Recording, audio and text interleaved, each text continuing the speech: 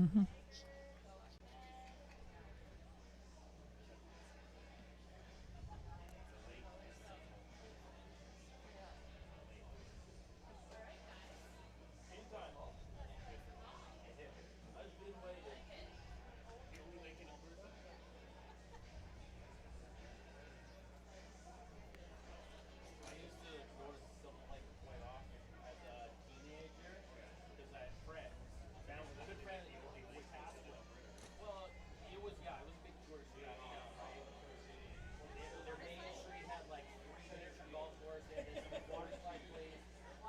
It's the two latest additions to the Western Canadian Baseball League meeting in the WCBL final. Good evening, Les Lazaruk with you from Next Gen Patch at Cairns Field. Game 2 of the best of 3 WCBL Championship Series. The Saskatoon Berries winning last night in Sylvan Lake 4-1. And Game 2 is about to get underway. Merrick Yeager is going to toe the rubber and throw the first pitch to Dominic Justy. It is a called strike at 7 o'clock on Sunday evening, as called by home plate umpire Ron Shuchek, the crew chief for tonight. The first base umpire is Jeff Chipley. Zeke Fair's at second base, Kevin Manzuk's at third, and Rob Allen is the video supervisor for tonight as that pitch down low, ball 1-1-1. Yeager from Munster, Saskatchewan, about an hour and a half to the east of Saskatoon. 1-1 pitch, Justy lobs it in the air. It's going to be taken by Yeager. He'll wrestle it over himself as Josh Henson, the first baseman, was waiting for the ball to get to him. And had Yeager not taken charge, it might have been an even closer play, maybe even an infield hit to start the ball game. But one away as Justy rounds out to the pitcher, Yeager. It'll bring up Elijah Hamill, the very dangerous left fielder for the Sylvan Lake Gulls. He was 0 for 4 last night in Game 1. A lot of 0-fers for Sylvan Lake last night. They only had 3 hits against 3 different pitchers. Low and outside, ball 1. A gorgeous Sunday night here in Saskatoon for Game 2. Yeager kicks and deals. That's on the outside corner. Strike 1, 1-1. Yeager during the regular season had a 3-1 record, a 3.68 earned run average. He didn't start pitching until right at the end of June. Took something off of that one, swung on and missed by Hamill. 1 ball, 2 strikes. During the regular season, Yeager only made 6 starts. 22 innings pitched. Gave up 20 hits, 11 runs, 9 of them earned. Bounces the 2-1 pitch in. Or the 1-2 pitch in, I should say, now 2-2. Yeager had 26 strikeouts and 2 walks. Very good control for the youngster, 6'3", 205, coming off his freshman year at the University of Texas, Rio Grande Valley. 2-2 pitch to Elijah Hamill. Hit on the ground, right side. Giles Salinas over to come up with it. Throw on to first. There's 2 away. It'll bring up Charlie Collins, the right fielder.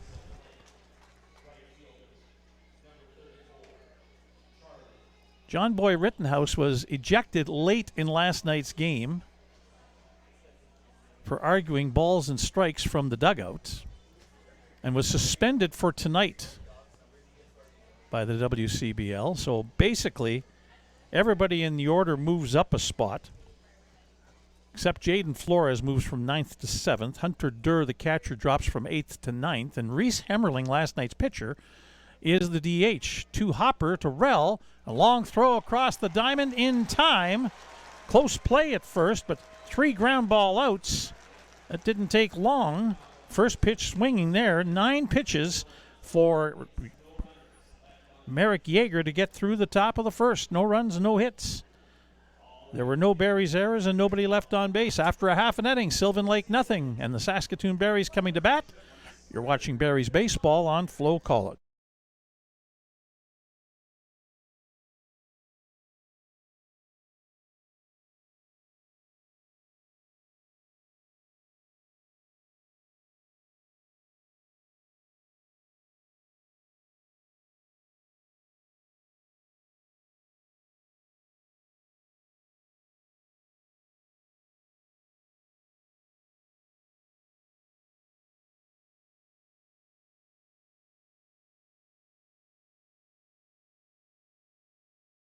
For over a century, we've been more than just lawyers.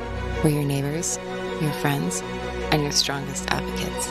With 15 locations across the prairies, we're everywhere you are. Stringham, your local lawyers.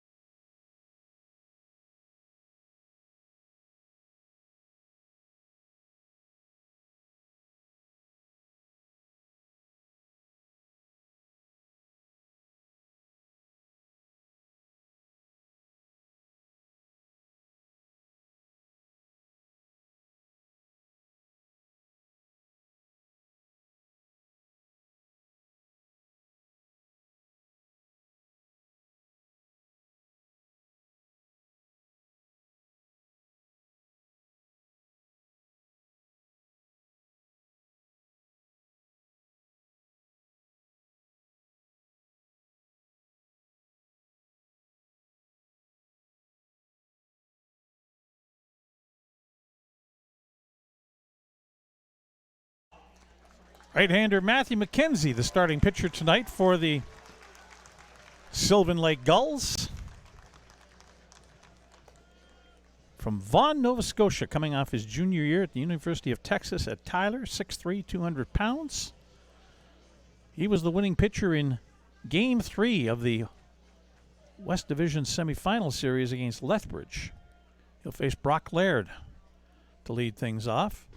Laird takes a pitch outside, ball one. Laird 1 for 5 last night in Game 1 of this series.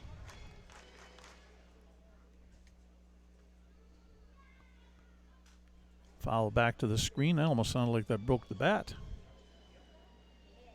1-1 the count. Ethan Murdoch, the right fielder. Guile Salinas, the second baseman. Scheduled to hit for the Berries here in the bottom of the first inning.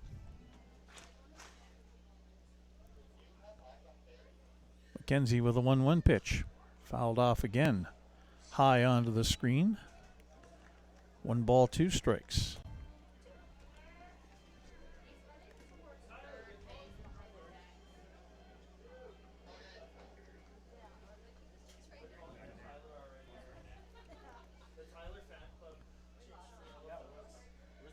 Here comes the 1-2 from McKenzie to Laird. Breaking ball outside, 2-2. Defensively for Sylvan Lake in right field is Charlie Collins. Dominic Justice in center. Elijah Hamels in left field. Around the infield, Cleary Simpson's the third baseman. Jaden Flores at shortstop. Maddox Shaver at second. Line drive up the middle, base hit. Leadoff man for the Berries is on in Brock Laird. Ball returned to the infield by the center fielder, Justy. Coleman Perry is the first baseman, Hunter Durr is the catcher, and Matthew McKenzie is the pitcher for Sylvan Lake. Again, McKenzie's pitching Game 3 of the opening round series victory over Lethbridge. Got credit for the win that night. 5 2/3 innings. He struck out 3, walked 1. Earned run average of 2.47 after that game. First pitch breaking ball is a strike to Ethan Murdoch, who was 2 for 5 last night with a couple of runs scored, including a solo home run that finished off the scoring in last night's game. 4-1 the Berries with the win in Sylvan Lake. Foul back to the screen. Quickly behind is Murdoch. 2 strikes to Matthew McKenzie.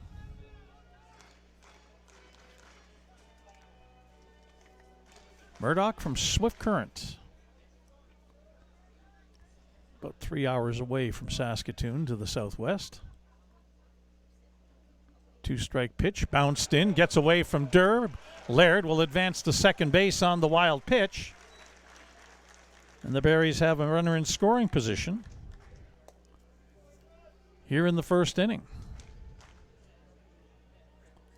They were able to score an opening run in the first inning last night in Sylvan Lake, hoping to duplicate the feat here tonight.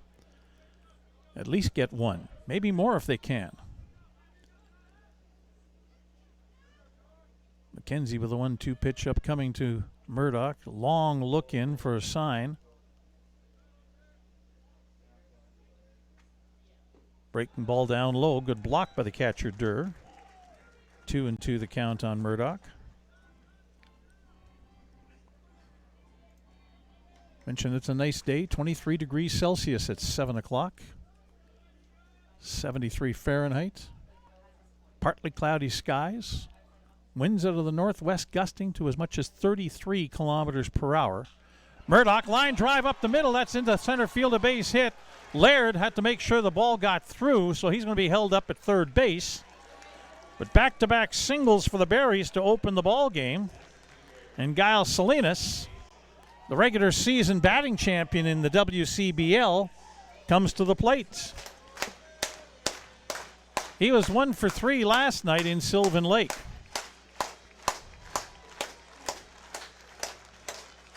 So the Berries threatened to score early. The Gulls will play the middle infielders back at double play depth. Third baseman Simpson plays just behind even with the bag at third. And first baseman Perry holding the runner Murdoch as the first pitch down and inside to Salinas for ball one.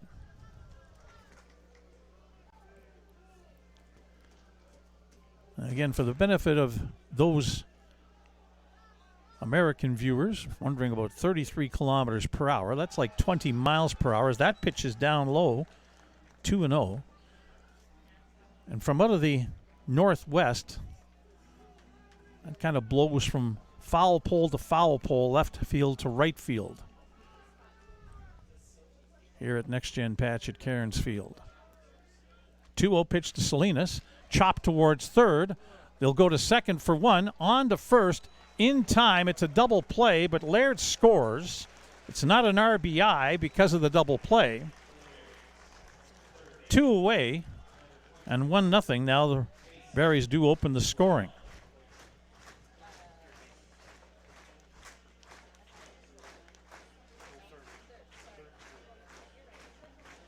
Brings up the third baseman, Mason Rell. 0 for 2 last night. He was hit twice by a pitch last night. Come to expect that from Gulls Salinas, but not Mason Rell. Strike on the inside corner. 0-1 the count on Rell. Surprisingly, last night, Sylvan Lake pitchers hit 6 batters. Chop back to the mound. McKenzie fields it. He'll run it over halfway and then toss it underhand the rest to get out of the inning. But the Berries do get on the board first. A run on 2 hits. There were no Sylvan Lake errors and nobody left on base. After 1, Saskatoon won. And Sylvan Lake no score as you're watching Berries baseball on Flow College.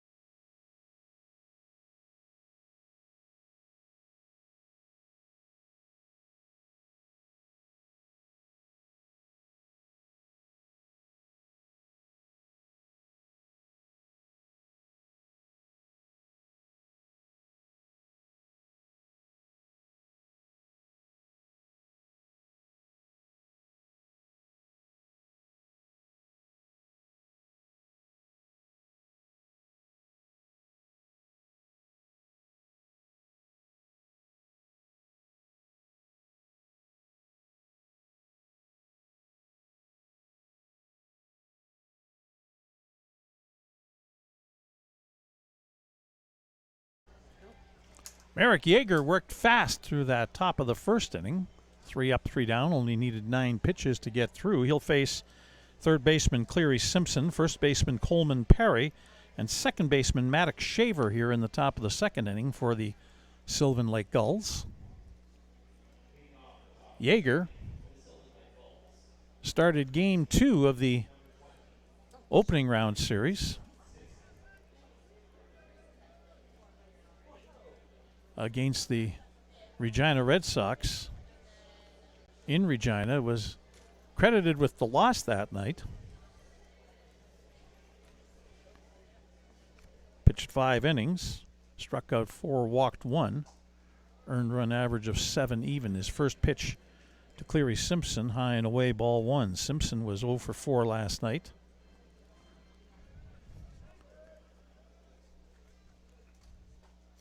In there for strike 1, 1-1.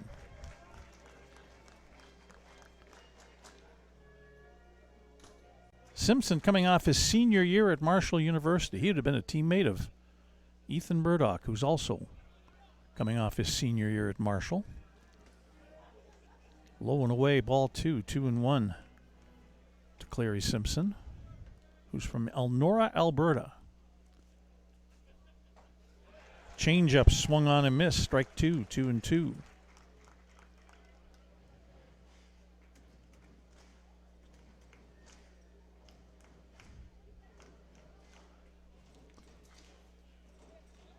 Eric Yeager set and ready to deliver.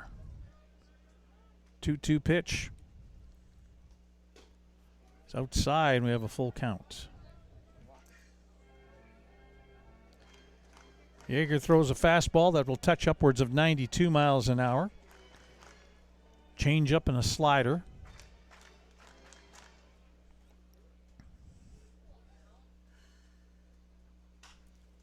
Hit in the air left field. Backing up a couple of steps and making the catch is Nick Stinson, one away. Coleman Perry, the first baseman, coming up. He's 0 for 3 last night. Hit the home run, though, in the West Division final that sent Sylvan Lake past the Okotoks Dogs and into the WCBL final. Perry from American Fork, Utah, coming off his junior year at Northwest Nazarene University. First pitch swinging on the ground. Brock Laird will pick it. Throw on to first in time, 2 away. That'll bring up Maddox Shaver, the second baseman. 0 for 3 last night. Shaver, 5'8", 190 from Belleville, Ontario, coming off his junior year at Keiser University.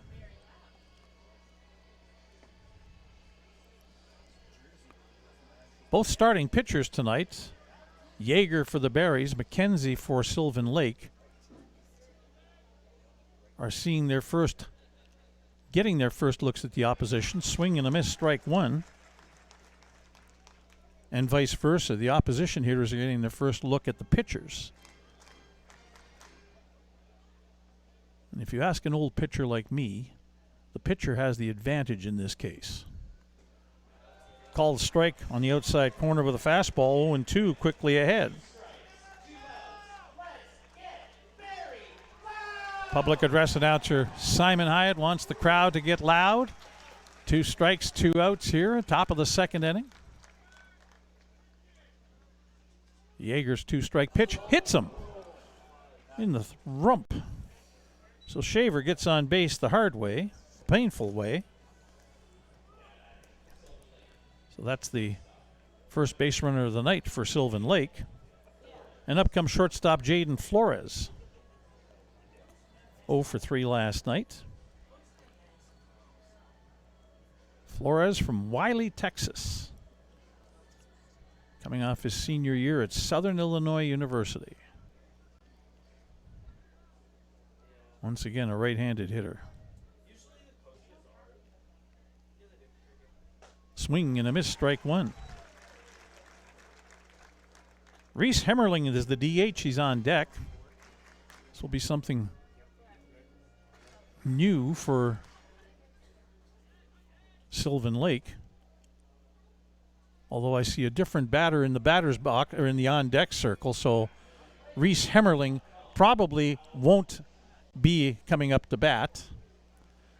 Just listed in the lineup. And that might be, as much as anything, somewhat of a protest by Sylvan Lake Gulls, because John Boy Rittenhouse has been suspended for tonight. 2-strike pitch again.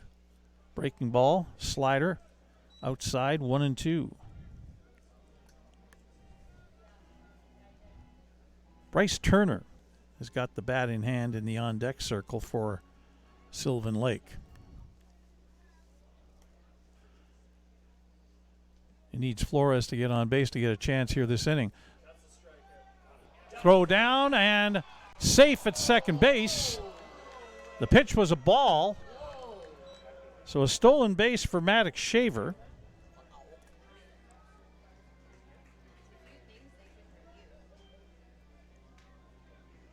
Who during the regular season had 16 of them. An all-star in the WCBL. He's on second now. 2-2 the count, 2 away. Swing and a miss, strike 3. First strikeout of the night for Merrick Yeager. And he gets out of the top of the second inning. No runs, no hits. No Barry's errors, 1 runner left on base. After an inning and a half, Saskatoon 1, Sylvan Lake no score. You're watching Barry's baseball on Flow College.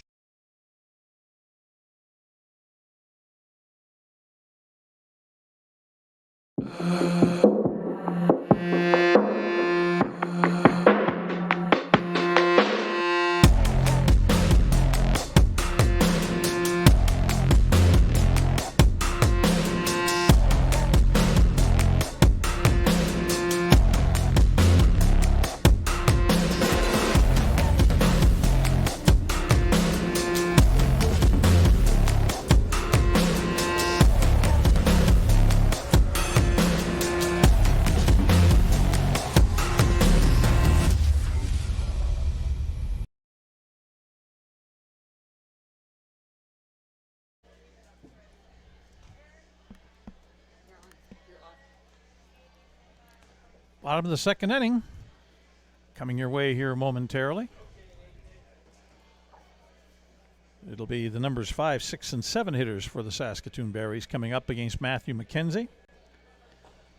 That means catcher Aiden Kilshaw, first baseman Josh Henson, and left fielder Nick Stinson. A couple of left-handers coming up to bat. Kilshaw and Stinson. Third lefty in the order tonight for the Berries is Gavin Panks, the designated hitter, in the number 9 spot.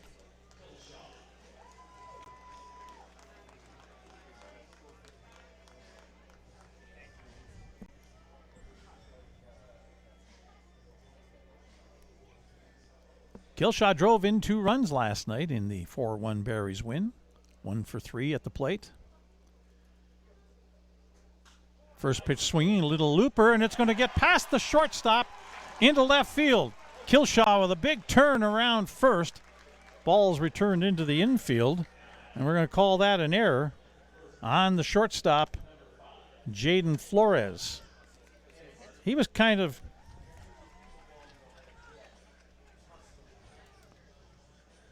an in-between play for Flores. He couldn't get to it to catch it in the air and tried to short hop it, and the bounce got him off the glove. But it's called an error, and the Berries have the leadoff man on for a second straight inning.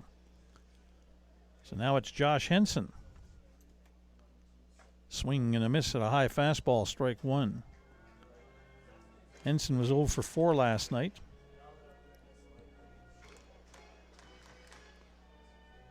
Hit 11 home runs during the regular season.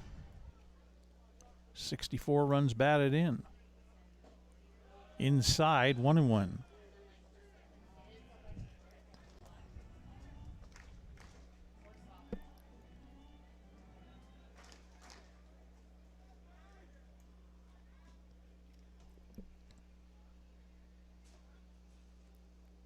One pitch, slider. Moves outside, 2-1.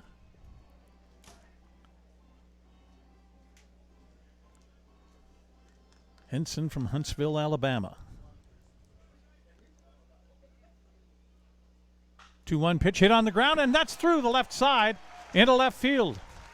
Kilshaw moves up to second. First 2 men on here in the bottom of the second inning, just as was the case in the bottom of the first. So now it's Nick Stinson, the left fielder, left-hand hitting Nick Stinson, coming up against McKenzie. And this time the Gulls will have their corner infielders play at the edge of the grass. expecting possibly a bunt coming up here, a sacrifice attempt by Stinson. If that's the case, he has to bunt at third base side. Make the third baseman, Cleary Simpson, play the ball and throw on to first. Doesn't show bunt. First pitch on the outside corner, fastball strike. Stinson 0 for 4 last night in Sylvan Lake. Kennesaw, Georgia product.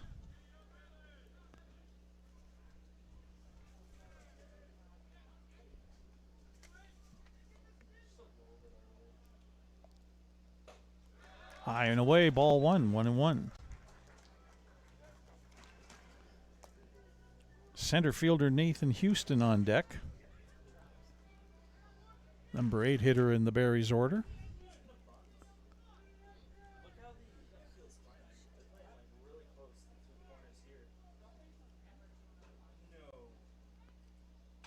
Line drive, base hit into right field. Being held up at third base is Killshaw as the throw comes back into the infield, takes a wicked hop off the edge of the grass over the head of the cutoff man, but stopped by the catcher Durr, and the Berries now have the bases loaded with nobody out. They have 4 hits already in this evening's game. And nobody out with Nathan Houston coming to the plate. Houston was 0 for 3 last night in Sylvan Lake.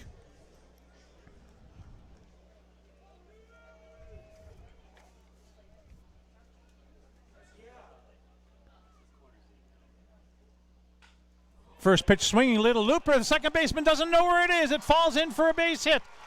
Rounding third and heading for home and scoring is Josh Henson. It's 3-0 for the Berries. Second baseman Maddox Shaver looked up into the sun and lost the ball. Immediately had no idea. The ball falls harmlessly into shallow right field, and that allows Killshaw to score from third and Henson to score from second. Stinson holds up at second. A leadoff error that allowed the leadoff man to get on, and then 3 straight singles. And it's 3-0, and Gavin Panks coming to the plate with nobody out still. And quickly we have some stirring down the left field line in the Sylvan Lake bullpen. Panks swings at the first pitch, fouls it back onto the screen. Strike 1. 2 RBI for Houston. Give the Melville, Saskatchewan product 5 runs batted in the postseason. That's on the outside corner for a strike, 0-2. Panks 0 for 3 last night. Quite a few gophers in the Berries. They only had 5 hits last night. Just 8 hits total last night. A very well-pitched game.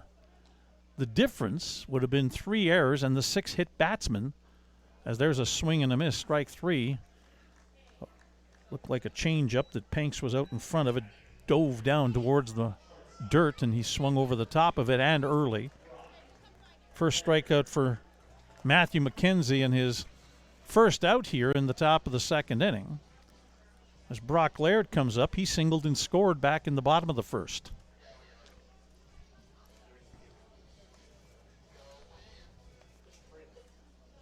Laird 3 for 10.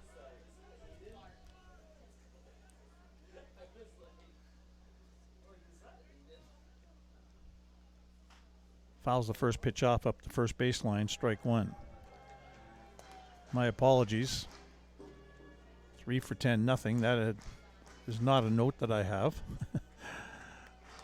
Laird, in the postseason, now hitting .385, 11 for 26.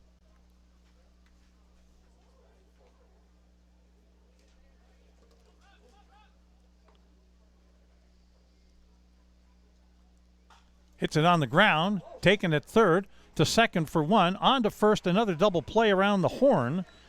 2 of them in 2 innings for the Sylvan Lake Gulls, but not before the Berries score 2 runs on 3 hits. There was 1 Sylvan Lake error and 1 runner left on base. After 2 It is Saskatoon 3, Sylvan Lake no score. You're watching Barrie's baseball on Flow College.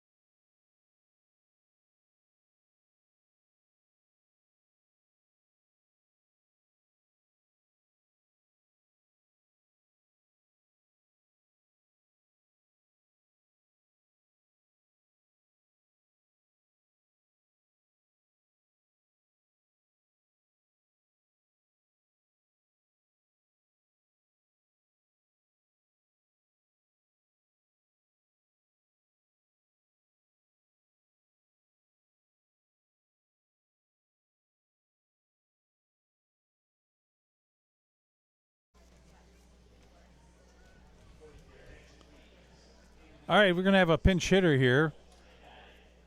Not going to be Reese Hemmerling as listed as the DH. And it's not Bryce Turner who was swinging a bat last inning. It'll be Michael Quick, a left-handed hitter, coming on.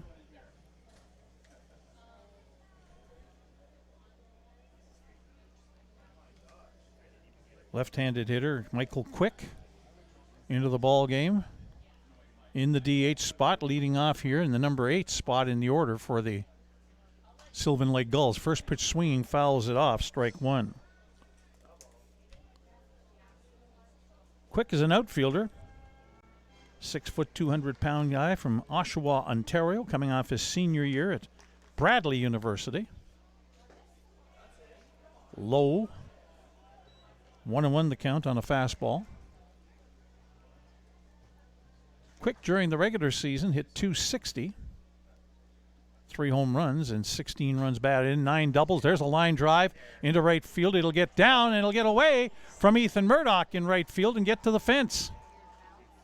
He'll retrieve and get it back into the infield.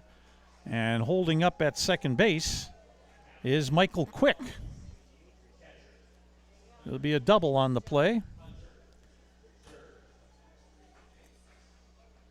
And Hunter Durr, the catcher, coming up.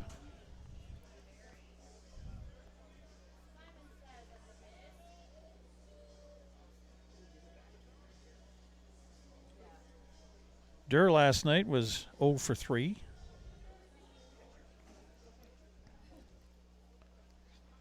Number 9 hitter in the order. Get around to telling you the Barrie's defensive alignment here momentarily. There's a slider in for strike one. In right field is Ethan Murdoch. Center fielder is Nathan Houston. Nick Stinson's in left field. Mason Rell's at third base. Brock Laird's at shortstop. Second baseman is Guile Salinas, and Josh Henson's at first base. 17-year-old Aiden Kilshaw is the catcher, and Merrick Yeager. And now showing bunt is Durr. Bunts it in front of the mound. Yeager will come over and throw out Durr as Michael Quick makes his way to third base. That's the first out of the top of the third inning. So top of the order, Dominic Justy, who bounced back to Merrick Yeager to start the ball game right around 7 o'clock.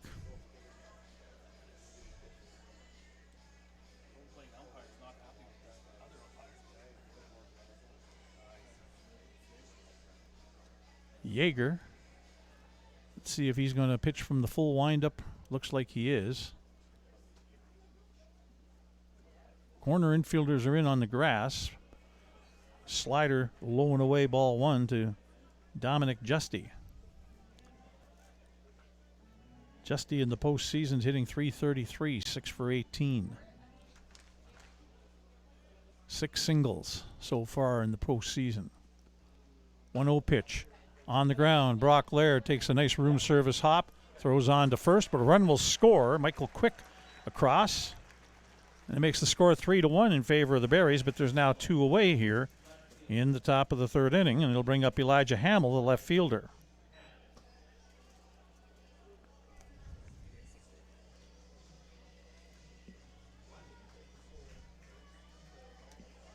Hamill, 304 hitter in the postseason, 7 for 23. Has 4 runs batted in, 3 doubles.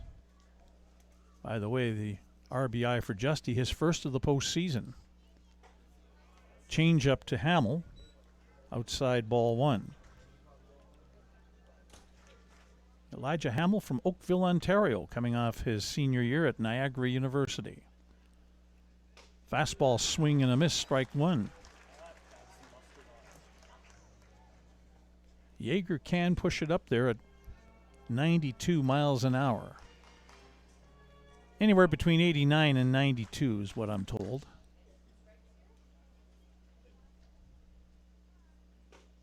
Fastball low, just below the knees, 2-1.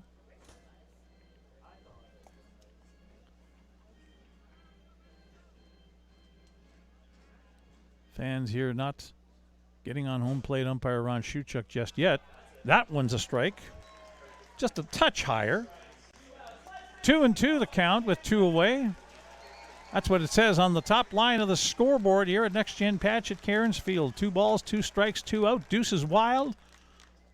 And a change-up is outside to Hamill. Full count. Right fielder Charlie Collins hoping to get an at-bat here in the top of the 3rd. There's a little looper into right field. Coming on is Murdoch. He won't get there in time. Takes it on the 1 hop. And a 2-out single for Elijah Hamill. Keeps the inning alive for the Sylvan Lake Gulls. It'll bring up Charlie Collins, who grounded out to 3rd his first time up. Collins is 8 for 26 in the postseason, 308. With 3 runs batted in. Has a double and a triple to his credit. Collins is from Melbourne, Australia.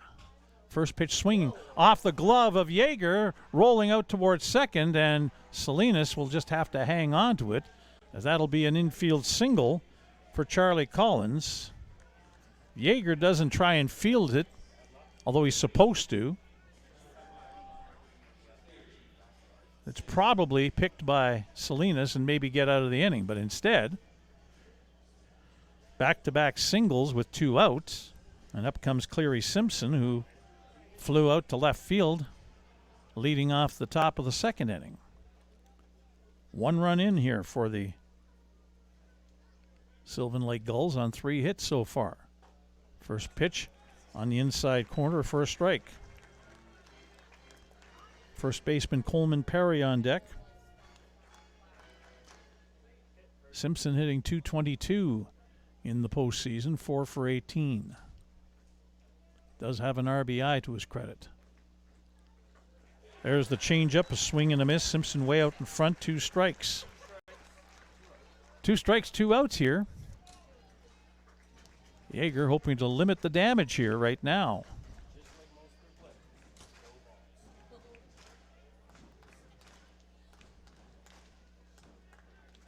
Merrick Yeager set to deliver. 2-strike pitch is on the inside corner, a called strike 3. Second strikeout of the night for Merrick Yeager. And that's the end of the top of the 3rd. A run on 3 hits for Sylvan Lake. No Barry's errors. 2 runners left on base. After 2.5, Saskatoon 3, Sylvan Lake 1. You're watching Barry's baseball on Flow Call It.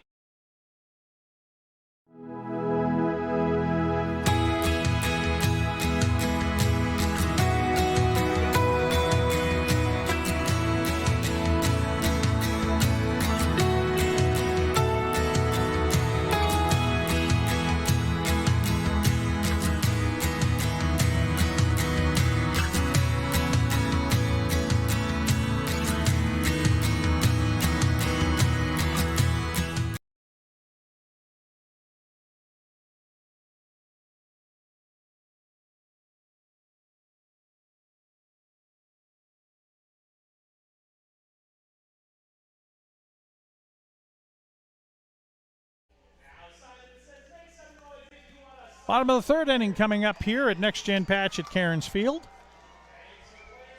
It's 3-1, Saskatoon with the lead in Game 2. Berries winning last night in Sylvan Lake 4-1. Can win the championship with a victory at home tonight. Sylvan Lake looking to continue with the road team winning theme for this series and force a Game 3 back in Sylvan Lake tomorrow night at 7:05. That would be definitely the last game of the year, but this one could be at 2. We'll see. Matthew McKenzie will face right fielder Ethan Murdoch, second baseman Giles Salinas, and third baseman Mason Rell here in the bottom of the third inning. Murdoch singled back in the first inning.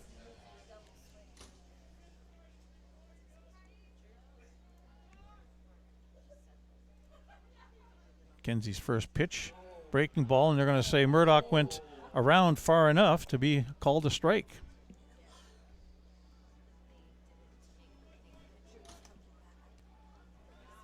Murdoch 9 for 29 in the postseason, hitting .310. He'll put this one in the air, right center field. Long way to run for the outfielders, but coming over and making the catch just short of the warning track is the right fielder Charlie Collins. Murdoch put a pretty good charge into that one, but not far enough, not as far as he did last night when he hit a home run to right field. So one away here in the bottom of the third, and up comes Giles Salinas, who grounded into a double play back in the first inning.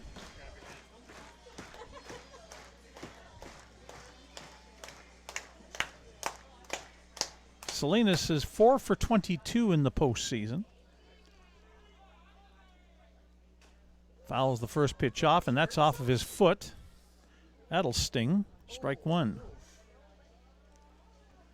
So he'll take a minute to get the feeling back. Positive feeling, that is. Right now it's not a fun feeling that he's feeling down there on the foot.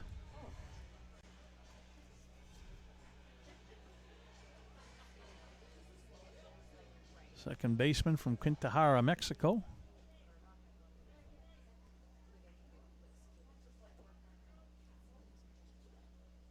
That one's bounced in and ends up on the screen.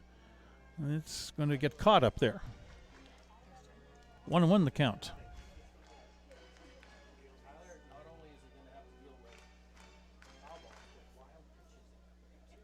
Mason Rell is on deck for the Berries. One away here in the bottom of the third. Change up, swing and a miss. Salinas way out in front, 1-2.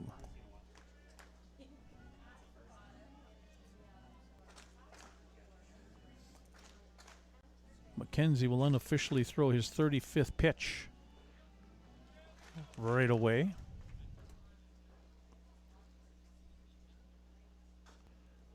Salinas spoils it, stays alive at 1-2. On the other side, through 3 innings, Merrick Yeager's at 41 pitches unofficially.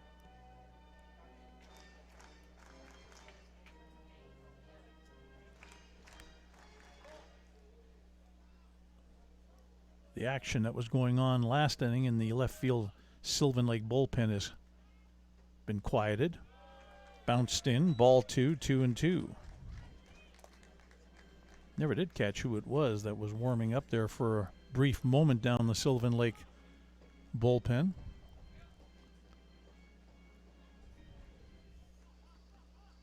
McKenzie has settled down.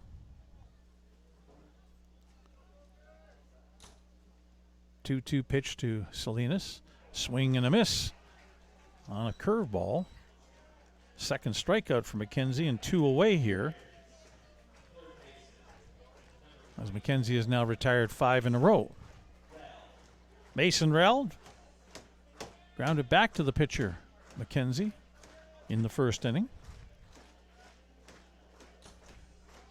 Rell 4 for 21 in the postseason. Hitting 190. Fouls a pitch back. Strike one. Rell does have a solo home run to his credit. That came in game 1 of the East Division final in Moose Jaw back in the first inning. Both he and Ethan Murdoch went deep that night. Up and in, ball 1, 1-1. Rel from West Bend, Wisconsin.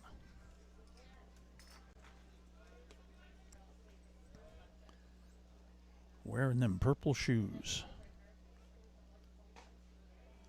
Called strike. 1-2 the count.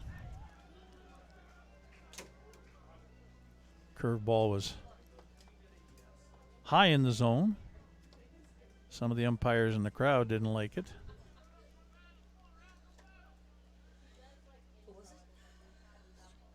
One ball, 2 strikes, and 2-2 just low. With Ron Shuchuk, you have to wait a second because you don't hear him up here because he's probably already saying strike, but he hasn't made the motion. At least we don't hear him up in our broadcast location. 2-2 pitch, chopped up the third baseline. Here's the throw on to first, and they're going to say he's out. First base umpire Jeff Chipley makes the out call. Rel thought he was in there safely, and it looked pretty close. It was bang, bang to be sure, but Chipley punches him out, and that's a 3 up, 3 down, bottom of the third inning for the Berries. No runs, no hits, no Sylvan Lake errors, nobody left on base. After 3, Saskatoon 3, and Sylvan Lake 1 as you're watching Berries baseball on Flow College.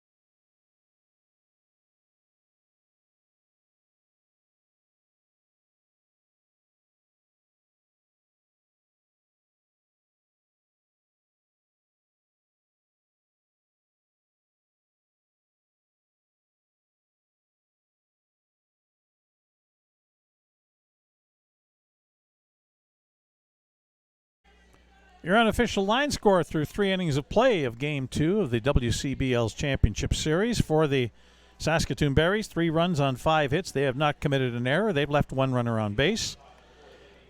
For the Sylvan Lake Gulls, 1 run on 3 hits. They've committed 1 error, and they've left 3 runners on base. Merrick Yeager will face the 5, 6, 7 hitters for Sylvan Lake here in the top of the 4th inning. First baseman Coleman Perry, second baseman Maddox Shaver, shortstop Jaden Flores. Perry fouls the first pitch off. Strike 1. It was a low pitch, change-up, and Perry couldn't hold up the swing, and he got a piece of it. Perry grounded out to short back in the 2nd inning.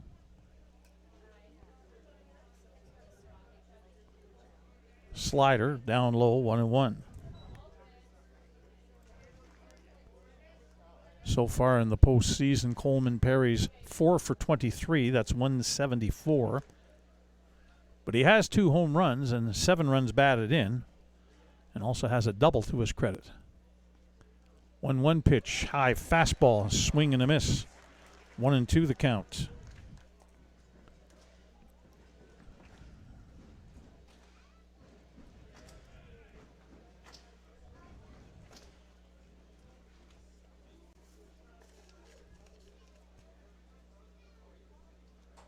Merrick Yeager with a long look at the signs from catcher Aiden Kilshaw. 1-2 pitch is called, strike 3. Third strikeout of the night for Merrick Yeager. It'll bring up the second baseman, Maddox Shaver, who was hit by a pitch back in the 2nd inning and stole a base. Shaver 4 for 19 in the postseason, hitting .211, has a couple of doubles to his credit. As I mentioned, Shaver's an all-star this year in the WCBL, played in the All-Star game here, and takes a curveball for a strike. Slider, actually, is what it was. Doesn't throw a curve, according to what I'm told. Fastball, up high, ball one, 1-1.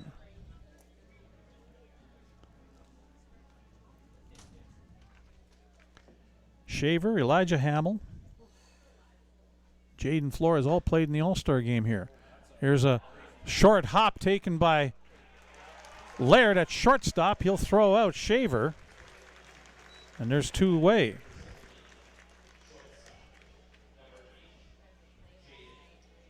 First hop went high in the air, and Laird charged and short hopped the second bounce and made a now strong, accurate throw. So now it's Jaden Flores, who struck out back in the second inning.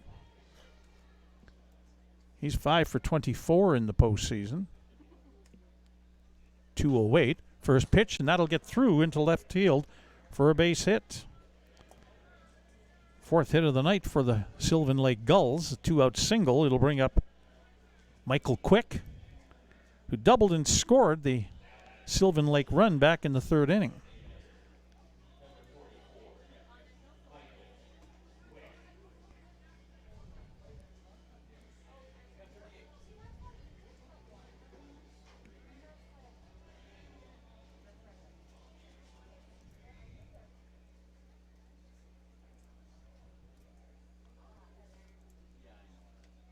He'll bunt trying to get on base.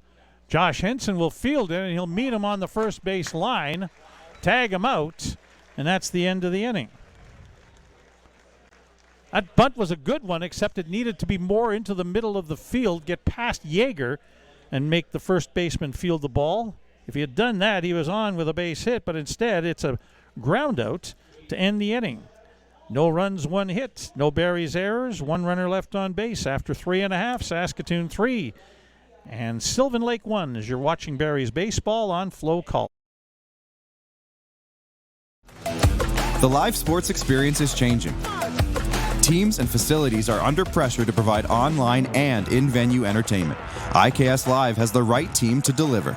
We provide service across North America and produce the best fan experience, in the seats or streaming to you.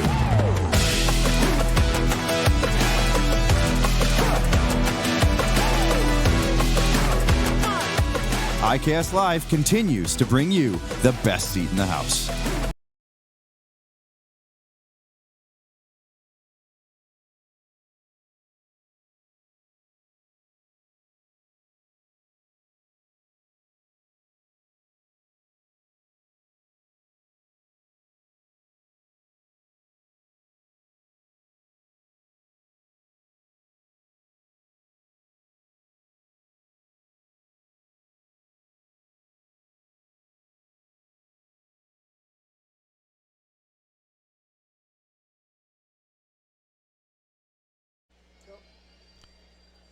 Bottom of the fourth inning coming up here at Next Gen Patch at Cairns Field. Game 2 of the best of 3 Western Canadian Baseball League Championship Series. 3-1 Saskatoon leads here. They lead the series 1-0. It'll be Aiden Kilshaw leading off the fourth inning, as he did in the second, with Josh Henson, the first baseman, and left fielder Nick Stinson following. Kilshaw reached on an error to the shortstop, Jaden Flores, to lead off the second, came around to score.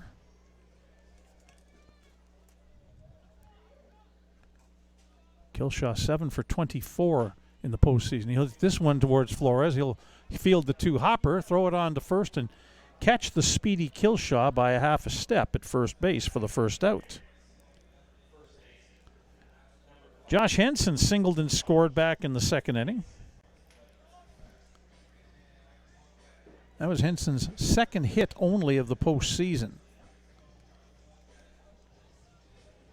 .316 hitter during the regular campaign, 2 for 21 in the postseason. But a good sign to see him drive one between the shortstop and third baseman his first time up. First pitch strike from McKenzie. Right at the knees of Josh Henson.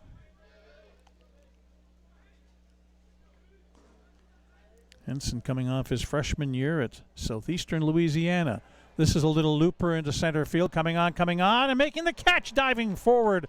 And coming up with the ball is Dominic Justy. A nice play defensively by the Sylvan Lake center fielder to record the second out. So now it'll be Nick Stinson who singled back in the second inning.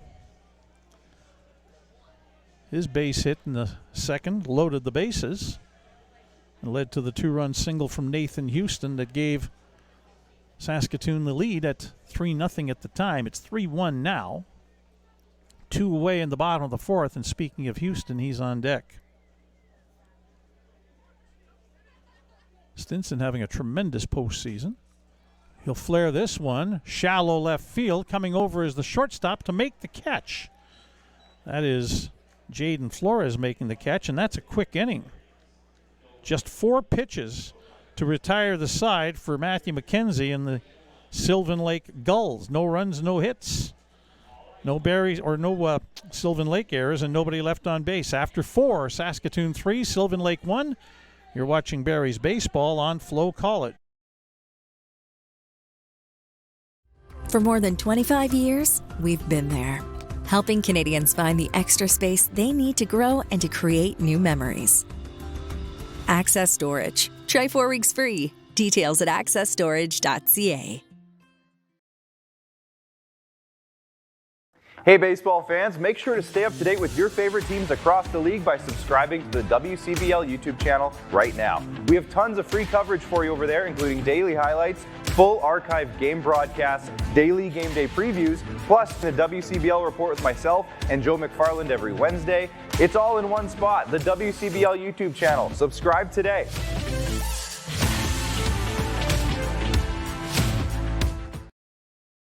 Hey baseball fans, make sure to stay up to date with your favorite teams across the league by subscribing to the WCBL YouTube channel right now. We have tons of free coverage for you over there, including daily highlights, full archived game broadcasts, daily game day previews, plus the WCBL report with myself and Joe McFarland every Wednesday.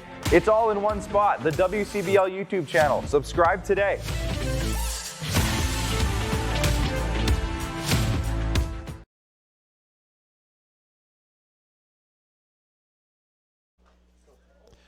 There's your first pitch of the top of the 5th inning, a called strike on the outside corner to catcher Hunter Durr, who had a sacrifice bunt back in the 3rd inning. He'll hit a little liner into center field. That's a fall for a base hit. Durr's 3rd hit in 15 at-bats now in the postseason, hitting .200 with that single. 5th hit of the night now for Sylvan Lake. They've tied the Berries in that department. But to get the leadoff man on here, and it's Dominic Justy back at the top of the order, 3rd time around for the Sylvan Lake Gulls. Justy a couple of ground ball outs so far against Yeager.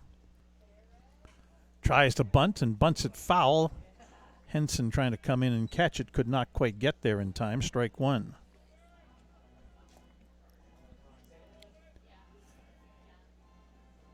Justy in the regular season hit just .205 with 3 home runs and 17 runs batted in.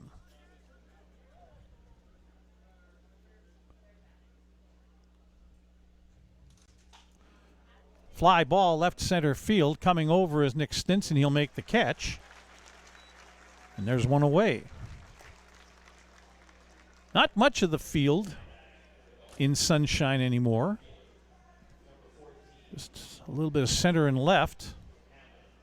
Long shadows falling over next gen patch at Cairns Field. Gets darker a little quicker here than what it does in Sylvan Lake, I was noticing last night in watching the game. Elijah Hamill now coming up. Singled his last time up. 1 for 2. .349 hitter during the regular season with 11 home runs and 33 runs batted in. He'll foul the first pitch back to the screen, strike 1.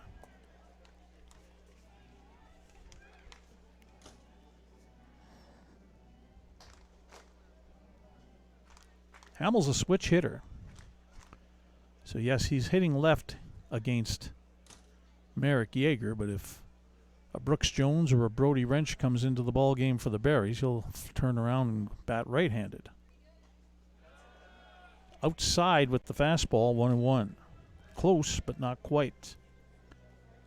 Right fielder Charlie Collins on deck.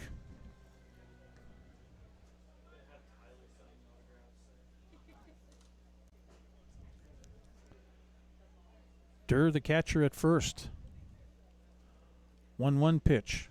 On the inside corner, strike two. Elijah Hamill shakes his head and says, "No, I don't think so." But Ron Shuchuk, the home plate umpire, says yes. We're an hour into the ball game.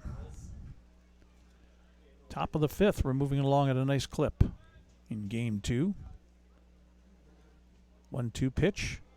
Upstairs this time, 2-2.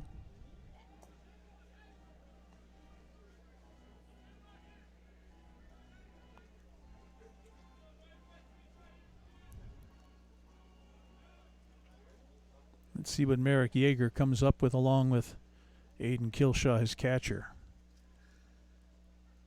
2-2 delivery. Fastball foul back onto the screen. That was inside, trying to tie up Hamill. Get the ball in on his hands. Count holds at 2-2.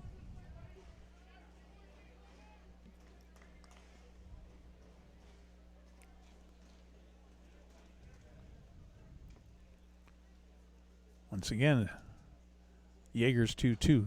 Change up. Hamill beats that off towards the first base Berries dugout.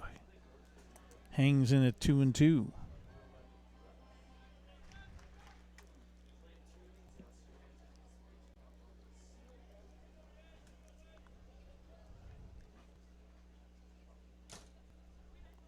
'60th pitch upcoming here for Merrick Yeager unofficially. That's low, ball 3. Fans behind home plate, especially up high in the Castle section, wanted strike 3 called. Ron Shuchuk doesn't agree. Full count pitch, and wasted by Hamill, fouling it off.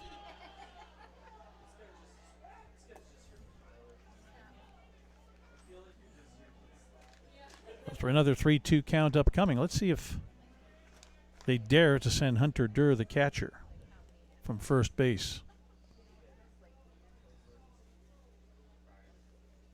They don't. 3-2, and again Hamill with the changeup, able to get a piece of it. And this will be the 10th pitch coming up to the Sylvan Lake left fielder, and with that pitch count starting to go up, we get some movement towards the right field bullpen area for the Berries.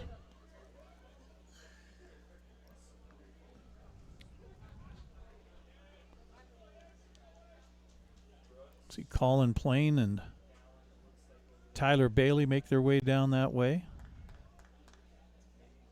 So do Wesley Shackelford and Brooks Jones, who pitched last night in relief. 3-2 is down low, ball 4. And there's runners on first and second with 1 out. It'll bring up Charlie Collins, who singled his last time up, and we're going to get a visit to the mound from Dustin Mulliken, the Berries pitching consultant. When you think of Mulliken, you think of the junior hockey team. His uncle Lorne was the general manager and head coach for several years back in the early to mid 2000s and 2000 teens.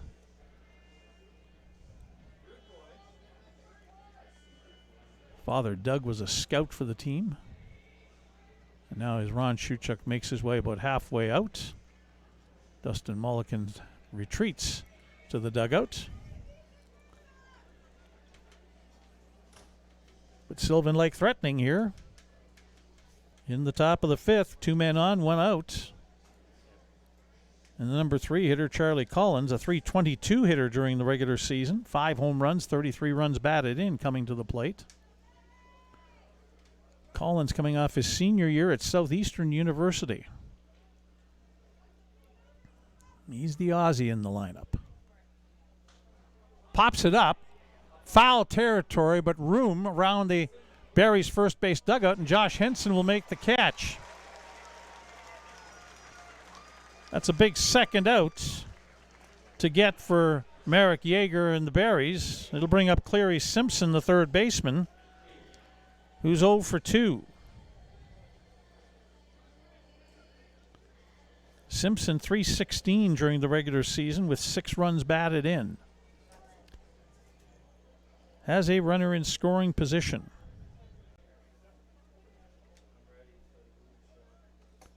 Flew out to left in the second, struck out in the third, did Simpson. Against Marek Yeager.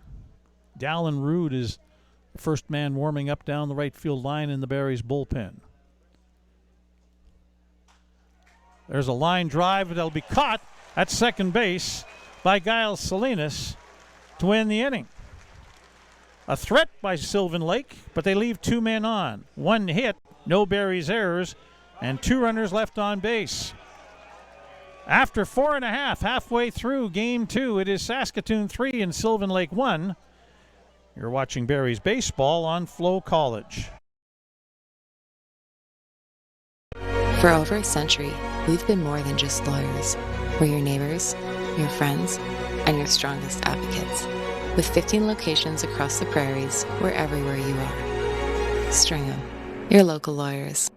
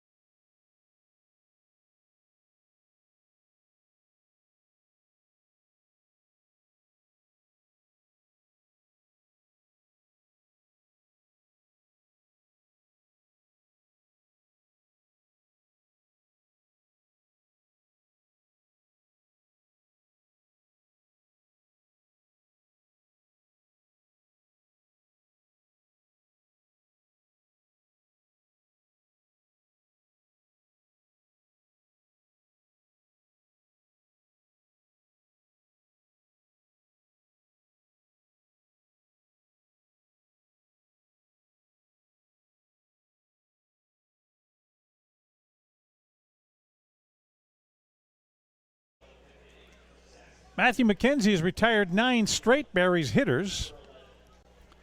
The last base runner he had was Nathan Houston after a single back in the second inning, and Houston was cut down as part of a double play to finish off the bottom of the second. Barries scoring all 3 of their runs in the first 2 innings. And now the game has settled down into a pitcher's duel at 3-1. McKenzie's first pitch to Houston is down low, ball 1.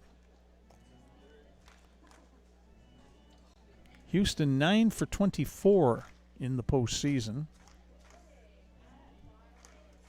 That's a .375 average for the former member of the Moose Jaw Miller Express and now in his second season with the Barries. Second summer with the Barries. Inside to Houston, 2-0. He drove in 2 runs back in the second inning. Runs 2 and 3 for the Barries in the game. He has 5 RBI on the night. 2-0 pitch, swing and a miss, strike 1.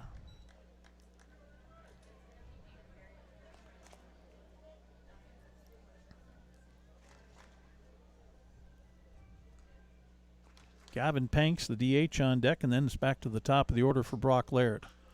Hit on the ground. Third baseman up with the ball, and the throw across the diamond to first in time. Cleary Simpson with the play. Over at third, 1 away. Brings up Gavin Panks, who struck out back in the second inning. Panks is 1 for 7 in the postseason.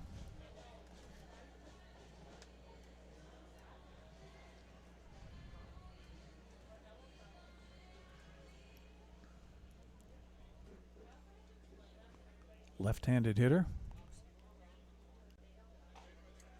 There's a strike. High in the zone.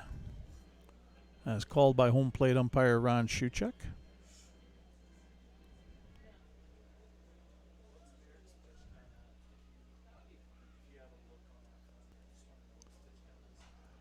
He'll cue this one, a slow roller towards short, up with it and in time at first base for Jaden Flores, and there's 2 away.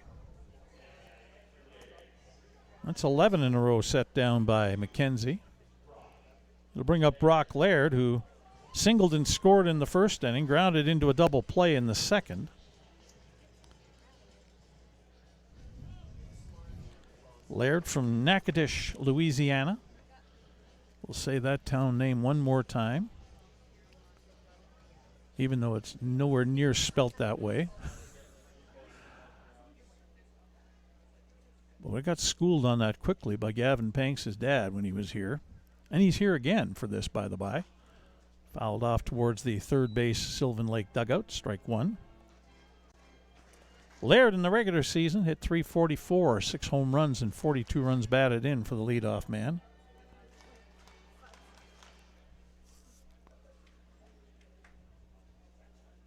Sylvan Lake, Matthew McKenzie doing a good job of keeping the Berries' bats silent here of recent.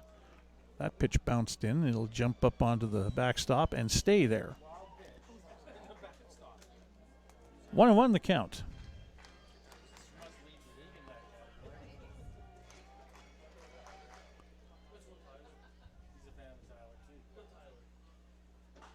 Line drive foul towards the left field Sylvan Lake bullpen. 1-2 the count. Laird way out in front of that. Straighten that out just about 15 feet, and he's got himself an easy double. Ethan Murdoch, the right fielder, on deck for the Berries. 1-2 pitch. Hit on the ground. Flores can't come up with it cleanly, and Laird will reach first. That'll be an error on the shortstop. His second one of the night for Jaden Flores at the shortstop position.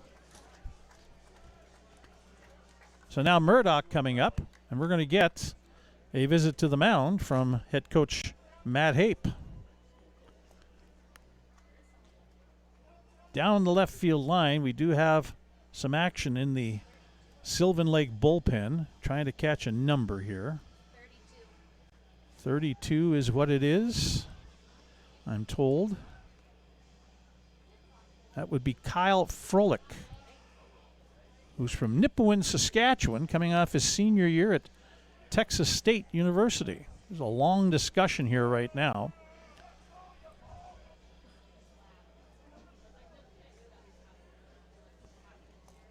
McKenzie's only at 56 pitches unofficially. And he'll stay in and face Murdoch, who's 1 for 2. The Berries' big bopper, home run wise, leads the WCBL in postseason home runs with 3. Got his third last night, had 14 in the regular season, tied for second in the league, behind Jake Hiramoto of Swift Current, who had the league record. First pitch fouled back onto the screen, strike 1.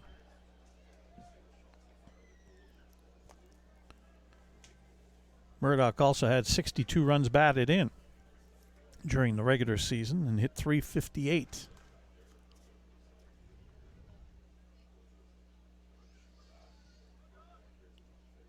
Bounced in, good block by Hunter Durr. Laird has to hold his ground at first. 1 ball, 1 strike. Temperatures dropped a little, 20 degrees Celsius, 68 Fahrenheit, partly cloudy skies, and the wind is slackened off as well, now just northwest at 12 kilometers per hour. High with change up, 2-1. 7 miles per hour about. So not nearly as predominant as it was back in the early innings. 2-1 pitch to Murdoch. He'll foul this one off, up and out of play. 2-2 the count. Once again on the top line of the scoreboard here in right center field at Next Gen Patch at Cairns Field. It's deuces wild. 2 balls, 2 strikes, 2 outs. The pitch to Ethan Murdoch is inside. A full count. Good eye from Murdoch. That was pretty close to being a dandy pitch from Matthew McKenzie. 2 away, full count. Laird will be going with the pitch as he's not being held on at first.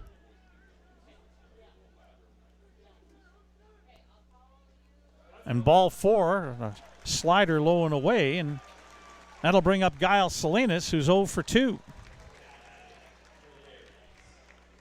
Again, Salinas had an outstanding regular campaign, hitting .419 to lead the league with 6 home runs and 60 runs batted in.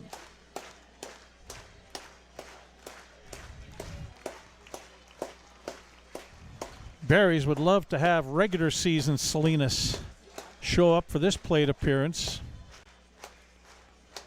with 2 men on and 2 out.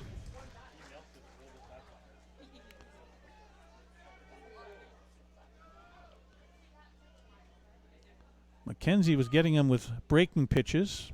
Fastball on the inside corner, though, strike 1. Last time up, Salinas swung and missed at a couple of slow, by comparison, breaking balls. Wouldn't be surprised if he sees one right away here. Behind 0-1. On the ground. Taken it short by Flores. The throw across the diamond in time to end the inning. 3 ground ball outs for Matthew McKenzie and the mound for Sylvan Lake. The Berries leave 2 men on. No runs, no hits. 1 Sylvan Lake error. As after 5, it is Saskatoon 3, Sylvan Lake 1. You're watching Berries baseball on Flow College.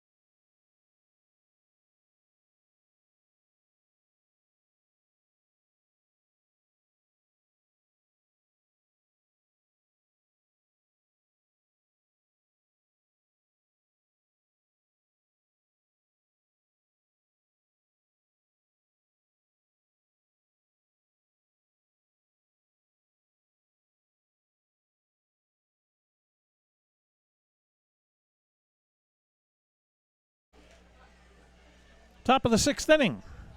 Next Gen Patch at Cairns Field. Game 2 of the best of 3 Western Canadian Baseball League Championship Series, or Championship Final, if you will. Berries winning 4-1 last night in Sylvan Lake, up 3-1 here in the top of the 6th inning tonight against the Gulls. Merrick Yeager to face first baseman Coleman Perry, second baseman Maddox Shaver, and shortstop Jaden Flores.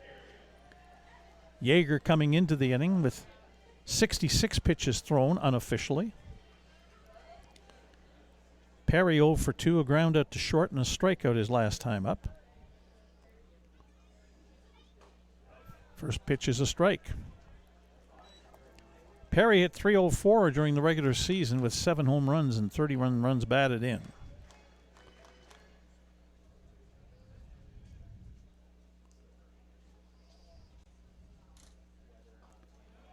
Breaking ball. They'll appeal at first. They do not get the call from the first base umpire, Jeff Chipley.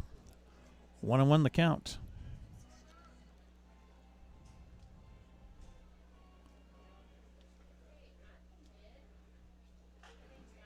On the ground, Rell at third. Long throw across the diamond in time for the first out. Mention the umpiring crew. We do have Rob Allen here from the league. He is a supervisor for the crew and also is responsible for video. as there are replay reviews that can be initiated at the discretion of the umpire crew chief, the off-field umpire, or a manager, just in a few situations. We'll tell you about them here in a moment. Maddox Shaver is up. Line drive, that's into right center field. Going to split the outfielders and get to the wall.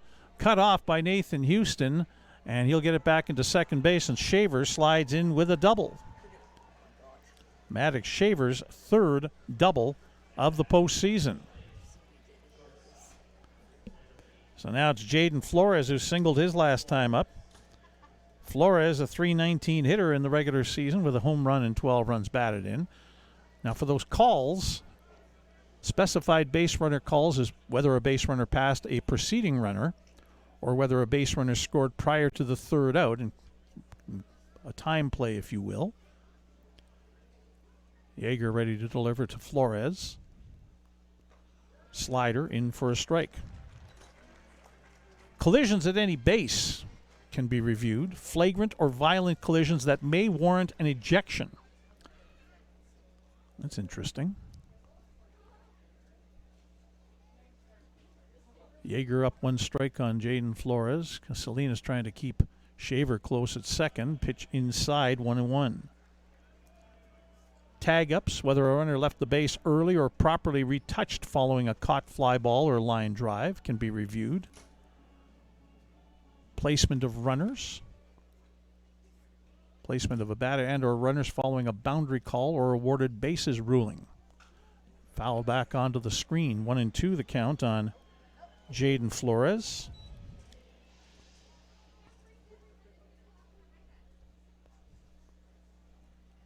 And then the last one is rules check. Review of rule interpretation or application as deemed necessary by the crew chief. That's when replay review can be utilized by Rob Allen, who is here on behalf of the league. 1-2 pitch. Hit foul towards the Sylvan Lake third base dugout. Count holds at 1-2. Michael Quick, the DH, is on deck.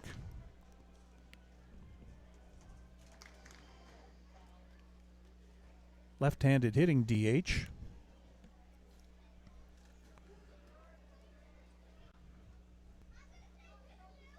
Check of the runner at second. Fly ball, left center field, coming over, and that one's going to fall in for a base hit.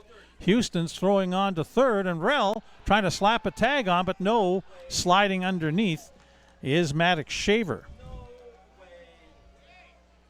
Houston did a good job of decoying. He didn't think he was going to have a chance of catching that ball, but he made it seem like he was going to, and then all of a sudden it dropped in. And Shaver had to hustle into third as Houston's throw was there, but he was able to slide in underneath. And so first and third with one away. Dallin Rude warming up down the right field line for the Berries. And Michael Quick coming up. Dustin Mulliken, the pitching consultant for the Berries, out for a quick visit. And that is done and over with.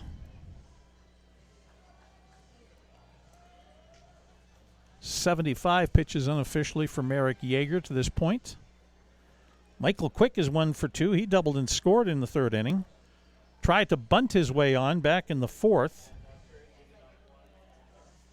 Quick is 6 for 12 with a couple of doubles and 2 runs batted in the postseason.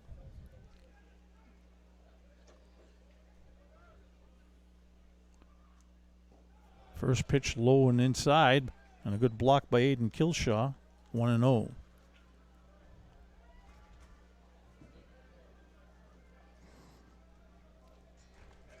Hunter Durr, the catcher, is on deck.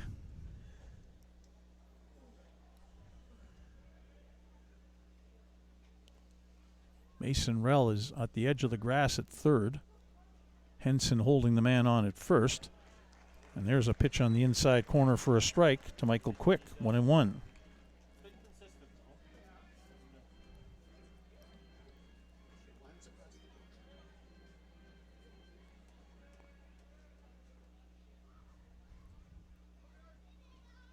1-1 pitch. Swung on and missed. There was a changeup from Yeager. Quick was out in front of it, a little quickly, if you will.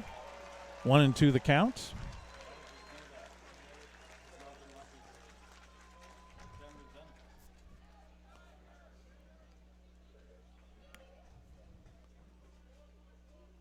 Big pitch here for Marek Yeager, a 1-2 count. Slider down and in, 2-2. Sylvan Lake dugout is alive. They're trying to get under the skin of Marek Yeager, trying to help out their batters. 2-2 pitch. Swing and a miss with the changeup, strike 3. Fourth strikeout of the night for Marek Yeager and a big second out, and it'll bring up the catcher, Hunter Durr, who singled his last time up, is 1 for 1 officially, sacrificed in his first plate appearance back in the third inning. Durr was a .438 hitter in limited playing time during the regular season, just 2 runs batted in. He's from Liberty Lake, Washington, coming off his sophomore year at Spokane Falls Community College. First pitch strike to Durr, and taking second base without drawing a throw is Jaden Flores.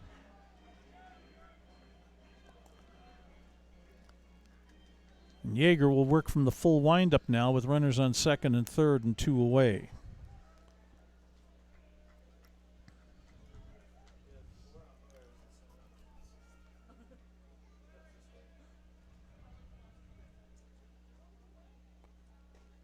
Fastball in for strike 2. Yeager ahead, 2 strikes on Durr. 1 pitch away from getting out of a little bit of a jam here.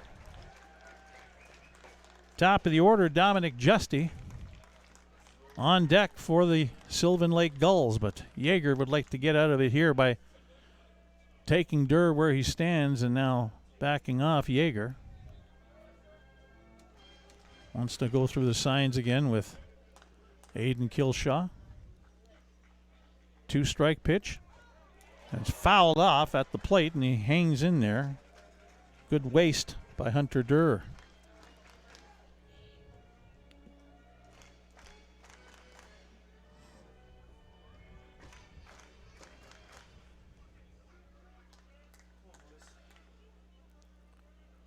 Once again, a 2-strike pitch upcoming for Marek Yeager to the Sylvan Lake catcher.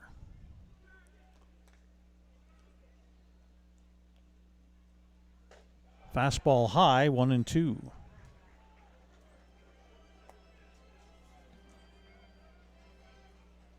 They have not announced the attendance yet tonight, but I'm told, with every last ticket possible being sold, that you're looking at a crowd of 2,535 or so. 1-2 pitch. Blocked by Kilshaw. Slider that was low. Taken by Durr. 2-2 now the count. 2-2, 2 away. Once again, Deuce is wild on the top line of the scoreboard in right center field here at Next Gen Patch at Cairns Field. And now time called by first baseman Josh Henson. He'll come to the mound, joined by Aiden Kilshaw, the catcher. Quick little meeting that breaks up. Henson wanted to be sure about something. Now everybody's on the same page.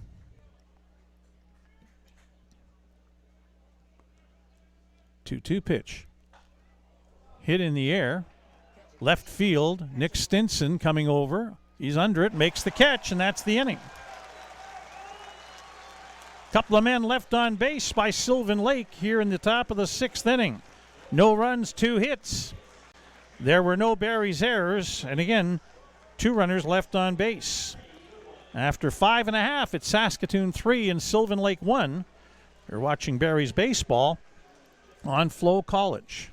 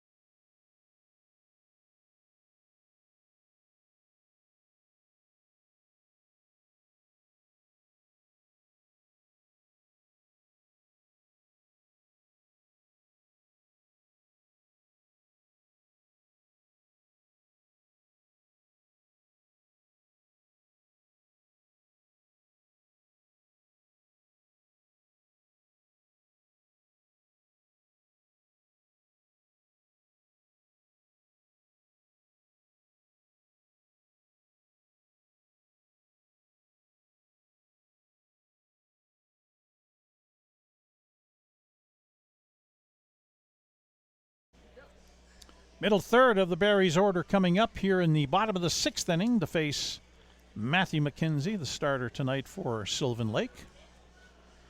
That means Mason Rell, the third baseman, catcher Aiden Kilshaw, first baseman Josh Henson. Coming up, Rell 0 for 2.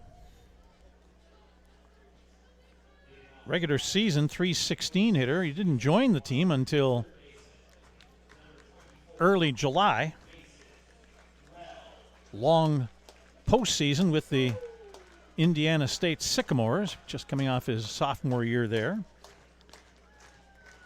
But Rell hit .316 when he did arrive in the final month with 3 home runs and 21 runs batted in. Right-handed hitter for the Berries. Outside, ball 1.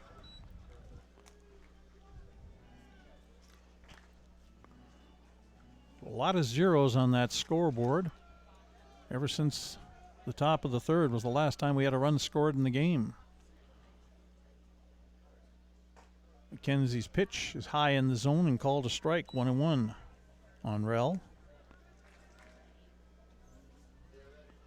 Brooks Jones warming up down the right field line in the Barries bullpen.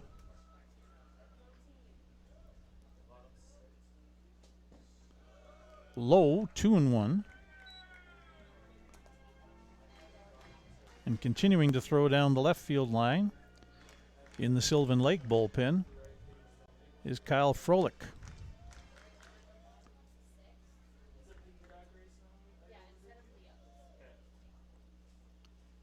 Matthew McKenzie's 2-1 to Rell. On the inside corner for a strike, 2-2. And some fans don't like any kind of strike being called against the Berries.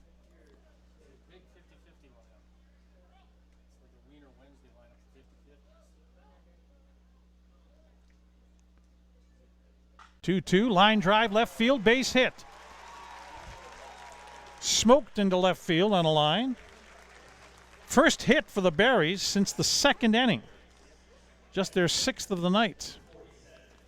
They'll bring up Aiden Kilshaw. Reached on an error and scored in the 2nd inning, grounded out to short. Back in the 4th, both those ground balls, the error and the ground ball to the shortstop, were to Jaden Flores, who's made 2 errors at the shortstop position tonight for the Sylvan Lake Gulls.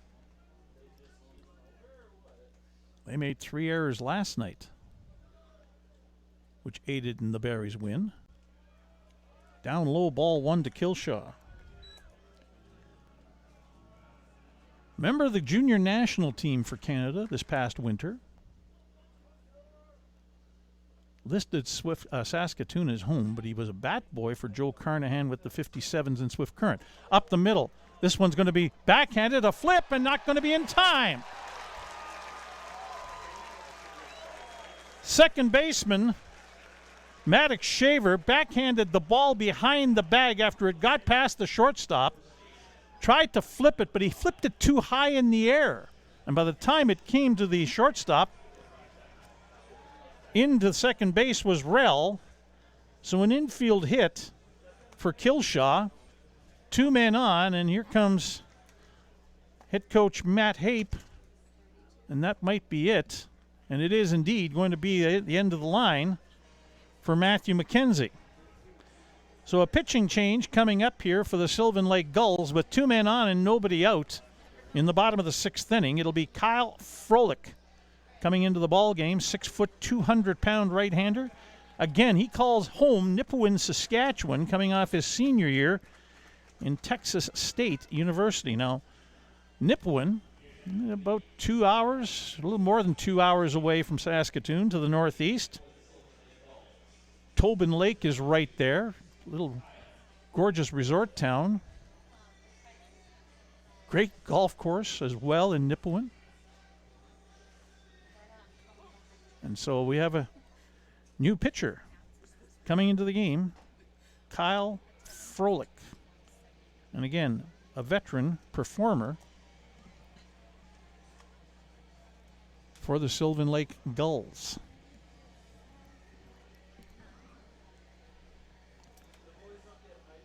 2,579 is what they're saying the official attendance is here tonight.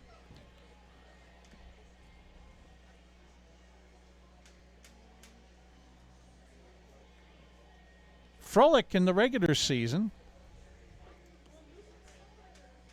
only pitched twice. Late in the year, on the 30th of July at Okotoks and on the 4th of August at home against Fort McMurray. Pitched an inning and 2/3 in those two games. No record, a 5.40 earned run average, allowed 3 hits, 1 run earned, struck out 2 and walked nobody. Josh Henson coming to the plate first to face Kyle Frolic.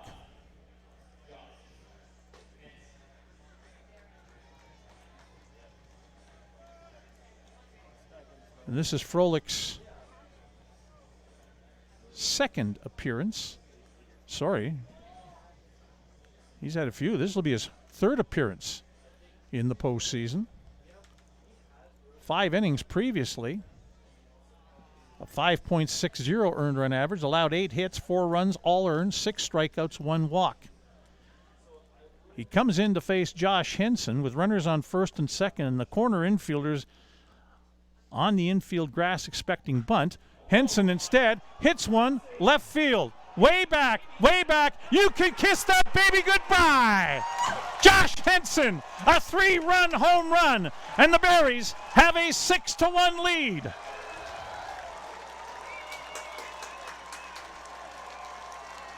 "11 home runs in the regular season. He was only hitting .091 in the postseason until that at bat. But what a blast for Josh Henson and the Saskatoon Berries. It'll bring up Nick Stinson. That'll end the line on Matthew McKenzie, who really pitched well after giving up the 3 runs in 2 innings. He had retired 11 in a row at one point.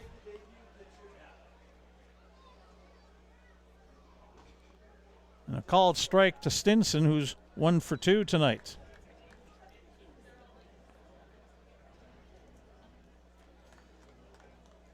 Well, that just lit up the crowd. The 2,579. Breaking ball, strike 2 on Stinson.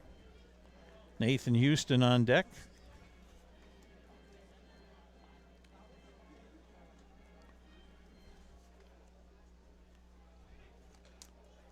McKenzie allows 7 hits, 5 runs, foul ball. Stinson stays alive.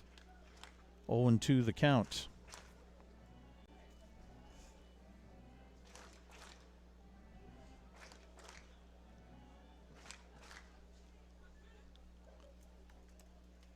Four of McKenzie's runs are earned.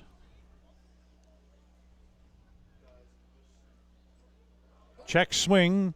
They're going to say strike 3, and they'll finish it off.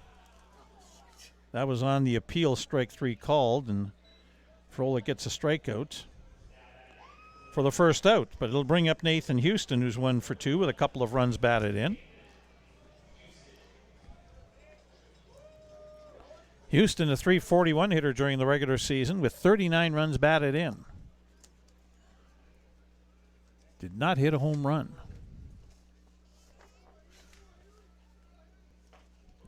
Breaking ball in for a strike. Frolic's around the strike zone, that's for sure.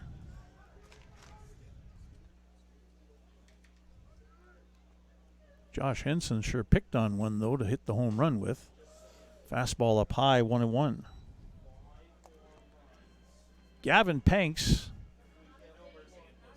is the designated hitter on deck for the Berries.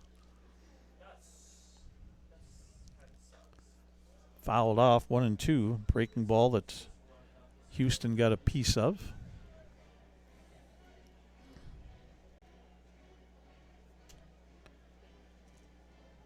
McKenzie in his appearance struck out 2 and walked 1.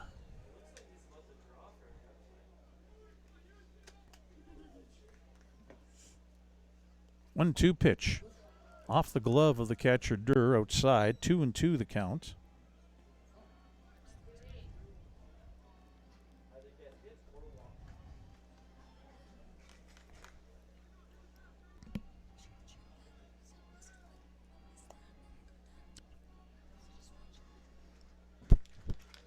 Two-two pitch. It'll bounce off the plate and get up high on the screen. Full count to Nathan Houston.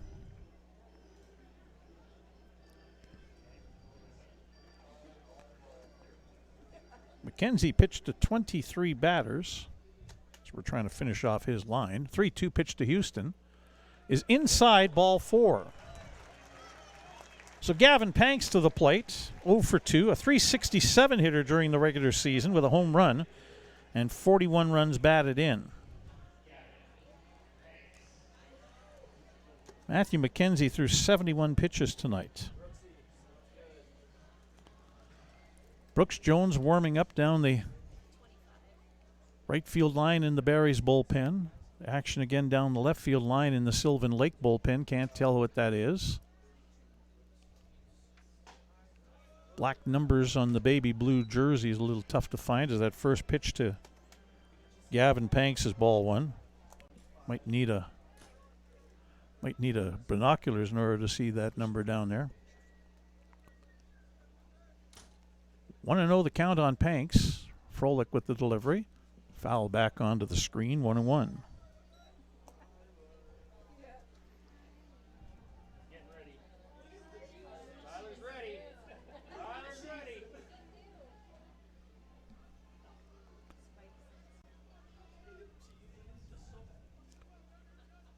Check on the runner Houston at first, and pretty good reason for doing that. Nathan Houston in the regular season had 15 stolen bases and was only caught once.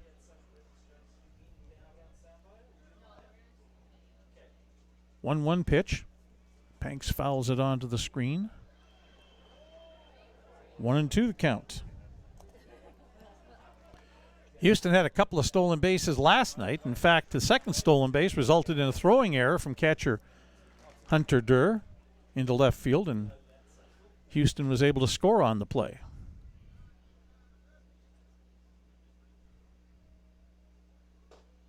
Houston takes off, and he'll steal it as Durr wasn't even aware he was going.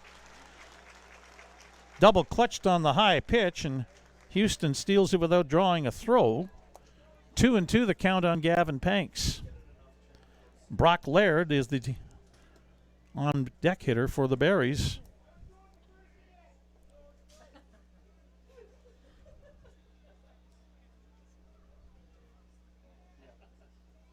Kyle Frolic with Houston at second. Breaking pitch down and away and a full count. 3 runs in for the Berries here in the bottom of the 6th. They lead it 6-1 in Game 2, looking to win the championship tonight.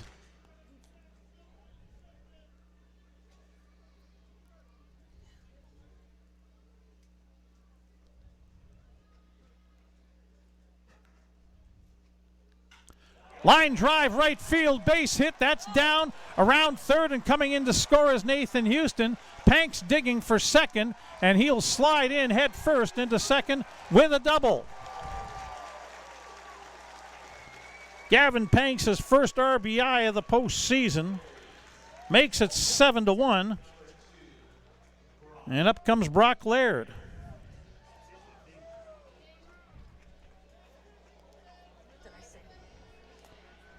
Four hits in the inning for the Berries. 9 hits on the night, and that's going to be it for Kyle Frolic. A quick 4-batter outing for him. And a new pitcher coming into the ball game is number 25. Let's tell you who that is as we grab a look at our roster sheet. It's Braden Stewart, who's their closer out of Warsaw, Kentucky, coming off his junior year at the University of Cumberland's. 6'3", 220-pound right-hander. Matt Hape says, okay, Braden, we need you to air it all out here tonight. There's no tomorrow unless you can hold us in and the Berries can't hang on to the lead. Braden Stewart in the postseason. This will be his third appearance out of the bullpen. Has a win and a save in his previous two. 5 2/3 innings, allowed 3 hits, struck out 8, has walked nobody, no runs allowed, so he's been money out of the pen for the Sylvan Lake Gulls.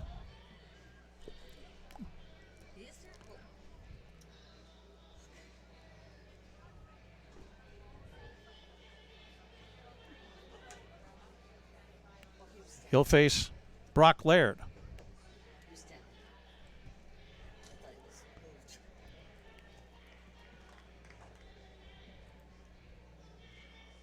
Let's tell you a little bit more about the regular season for Braden Stewart.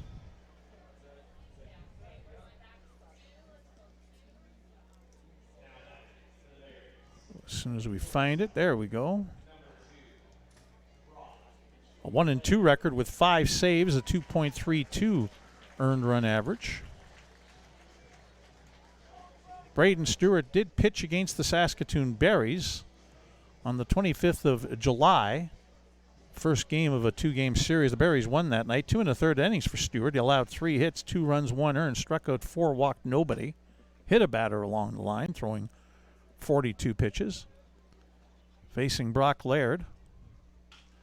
A little looper into right field, base hit. Panks around third, getting the wave. Here he comes home. The throw home will be cut off in the infield, and it's 8-1.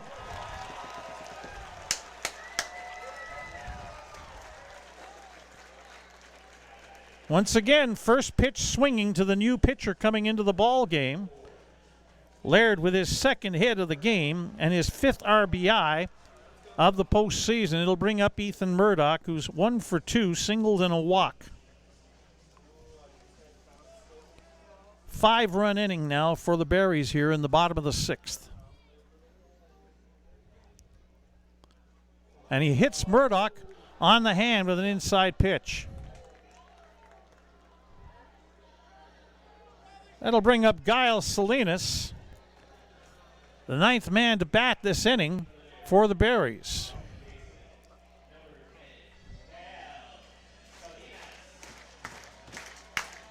"15 appearances in the regular season for Braden Stewart.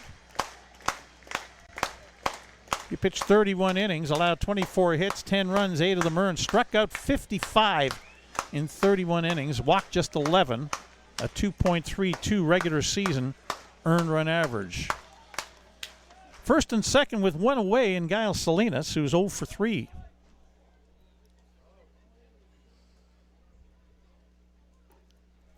Fastball strike. Mason Rell on deck.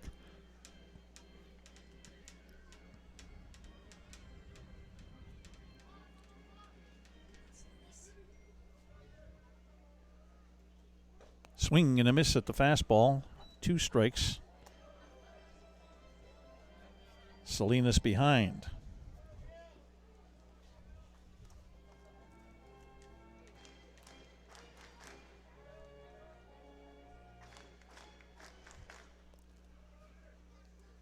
Stewart at the belt with the 2-strike delivery upcoming to Giles Salinas. Hit in the air to right field. Shallow right. There, ready to make the catch, and doing so is Charlie Collins, and there's 2 away. It'll bring up Mason Rell, who started this inning off with a base hit against Matthew McKenzie and came around to score on the 3-run home run by Josh Henson. Braden Stewart is the 3rd pitcher of the inning. Kyle Froelich went a 1/3 of an inning. Allowed 2 hits, as there's a pitch upstairs to Mason Rell, ball 1. Froelich allowed 2 hits, 3 runs, all earned. Struck out 1 and walked 1. He only faced 4 batters. Up and in. That was a change-up. It's 2-0.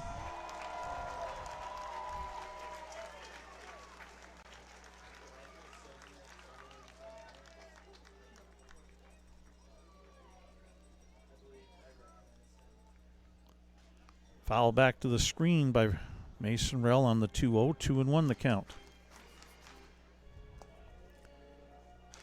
Froelich threw 17 pitches in his abbreviated appearance. Both bullpens quiet. It's a long half inning for the Berries at the plate. Pretty sure we'll see a relief pitcher for the Berries coming on in the top of the 7th inning. Change up in for strike 2. 2-2 now the count on Mason Rell.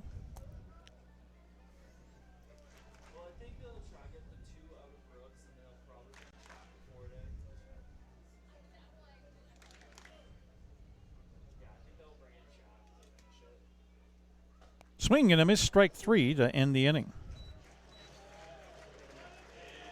But not before the Berries score 5 runs on 5 hits. There were no Sylvan Lake errors and 2 runners left on base. After 6, Saskatoon 8, Sylvan Lake 1. You're watching Berries baseball on Flow College.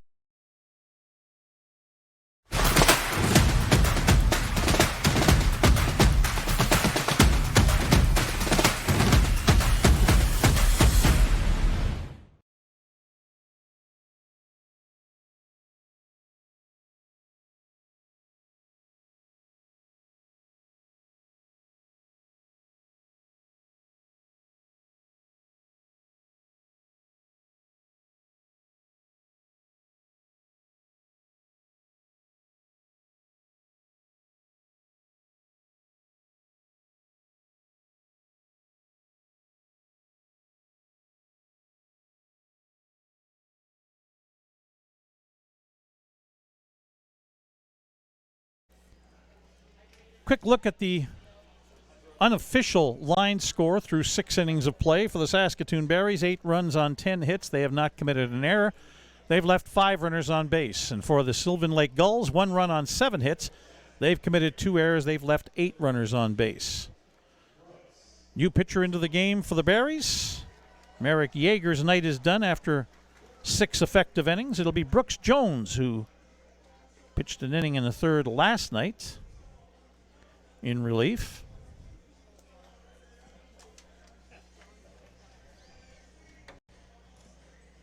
Jones was 2-1 with 2 saves during the regular season, a 1.75 earned run average. 25 2/3 innings pitched, allowed 14 hits, 9 runs, 5 earns, 33 strikeouts, and 14 walks.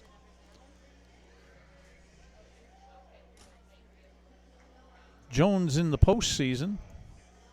We'll get around to it here in a moment. Will be making his 4th appearance. 5 1/3 innings. He has a win to his credit. 4 hits allowed in 5 1/3 innings. No runs, 7 strikeouts, 1 walk. Top of the order for Sylvan Lake here in the top of the 7th inning. Dominic Justy, for the 4th time in the game, takes a pitch for a strike.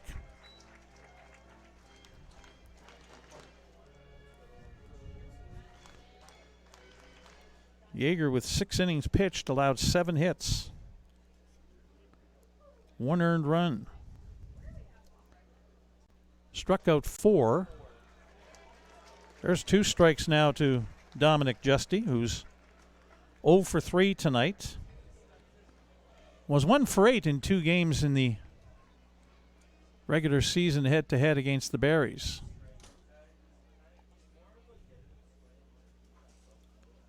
Two strike pitch, swing and a miss, strike 3. Powell gets away from Kilshaw. He'll throw to first, and Henson had to jump and make a good acrobatic play to catch the ball and put his foot back down on the bag to record the out. 1 away here in the top of the 7th. It'll bring up Elijah Hamill, the left fielder. 1 for 2, single and a walk in 3 plate appearances. Hamill's dangerous. 5 for 9 in 2 games earlier this year against the Berries with a home run and 5 runs batted in. With the left-handed pitcher Jones into the game, Elijah Hamill turns around and hits right-handed, the Oakville, Ontario product.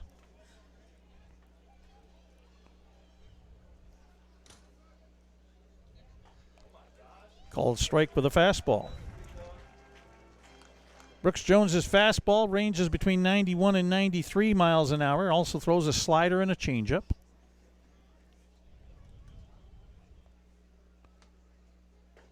There's the slider, and it's in for a strike. 0-2 the count on Elijah Hamill.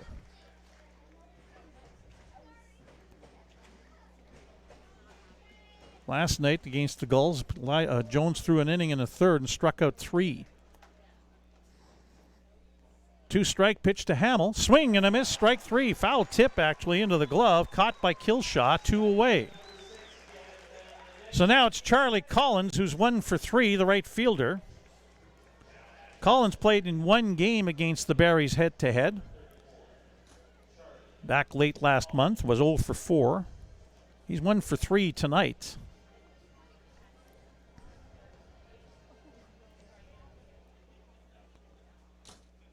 In the top of the 7th inning.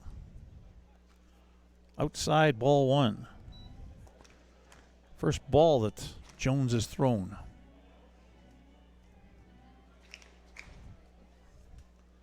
He won't have the immaculate inning.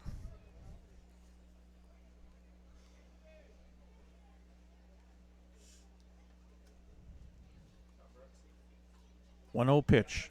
Called strike, 1-1.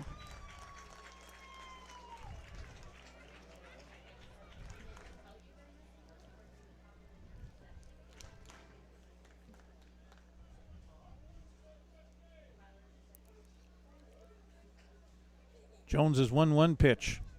Swing and a miss, strike 2. 1-2 the count on Charlie Collins. Here in the top of the 7th inning.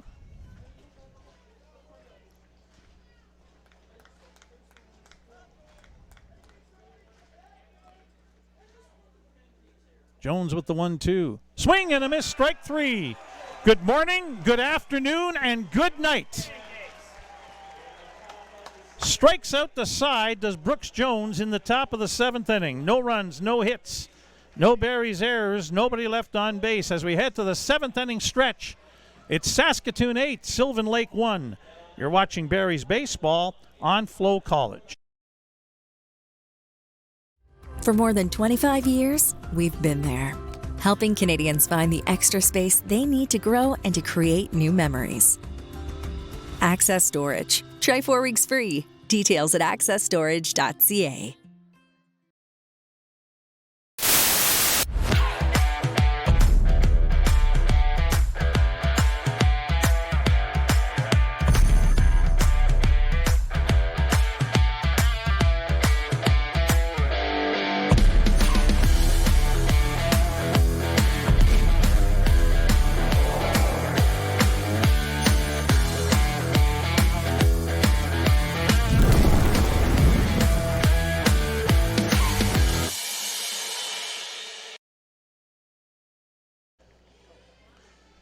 Final line on Merrick Yeager, the starting pitcher tonight for the Saskatoon Berries. Pitched 6 innings, allowed 7 hits, 1 run earned, struck out 4, walked 1, hit a batter, faced 27 batters, and threw 86 pitches unofficially.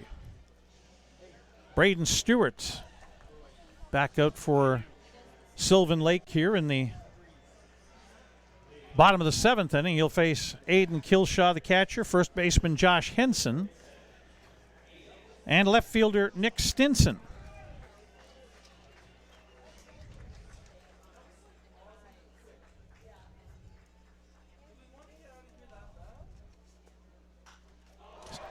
Line drive right field, and that is out of here. Aiden Killshaw, solo home run to lead off the bottom of the 7th inning, makes it 9-1. He's only 17 years old. Oh my. That got out of here in a hurry.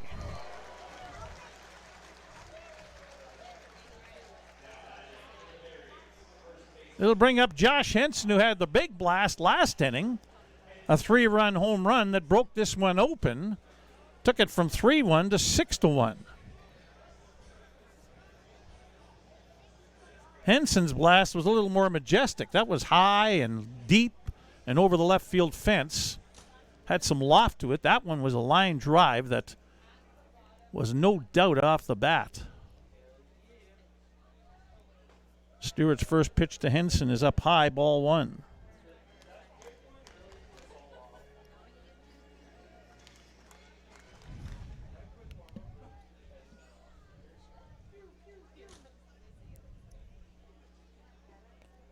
Low and away, ball 2 with a slider. Henson 2 for 3 tonight. Couple of runs scored, the home run, and 3 runs batted in. Outside 3-0. Just past the 2-hour mark in our ball game tonight.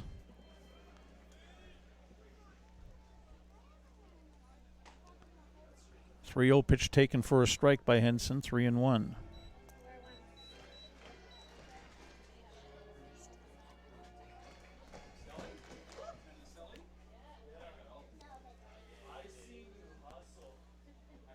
Swing and a miss, a high fastball.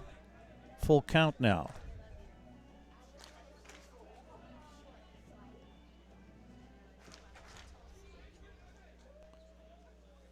Henson didn't get cheated on that swing. Stewart's got some giddy up on that fastball. 3-2, fastball is called strike 3. There's the delay on Ron Shuchuk's strikeout call. Henson thought it was low and was starting to go to first base. He was a third of the way there and had to make a right turn to the dugout. So now Nick Stinson, 1 for 3 tonight. Single in the second inning. Stinson only got 1 at-bat in the 2 games against Sylvan Lake in west central Alberta. Here's a little looper into center field. That'll fall in center field for a base hit. Hit number 12 of the night for the Berries.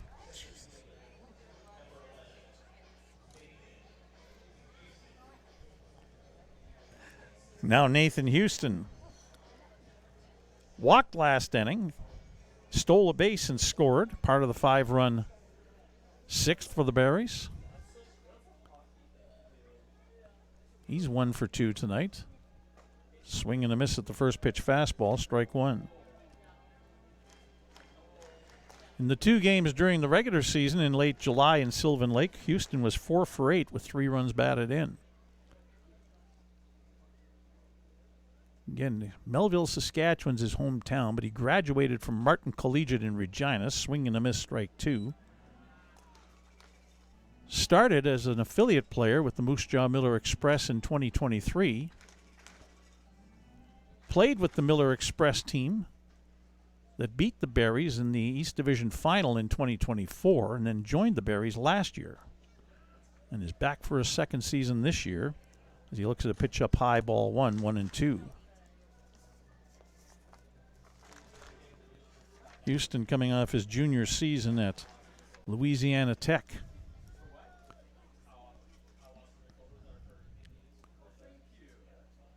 1-2 pitch. Swing and a miss, strike 3. Stewart's struck out 3 out of the 4 outs he's recorded in this appearance. But he's also served up a home run, given up a couple of singles, and has hit a batter.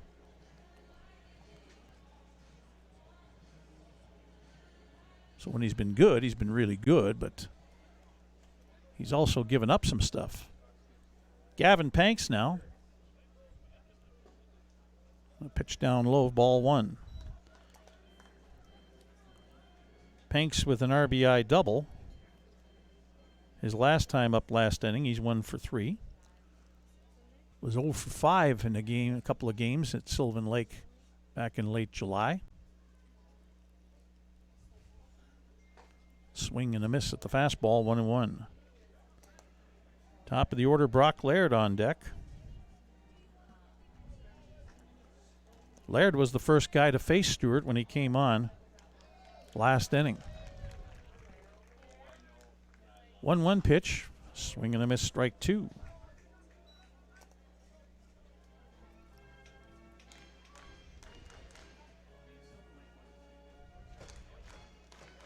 Stinson on first, 2 away. 1-2 count on Gavin Panks.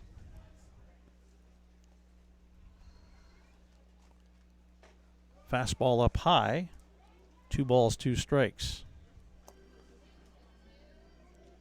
Braden Stewart's just rearing back and firing. Here's my fastball. See if you can hit it. Well, Aiden Kilshaw did. Put it out of here for a home run. Fastball outside, full count.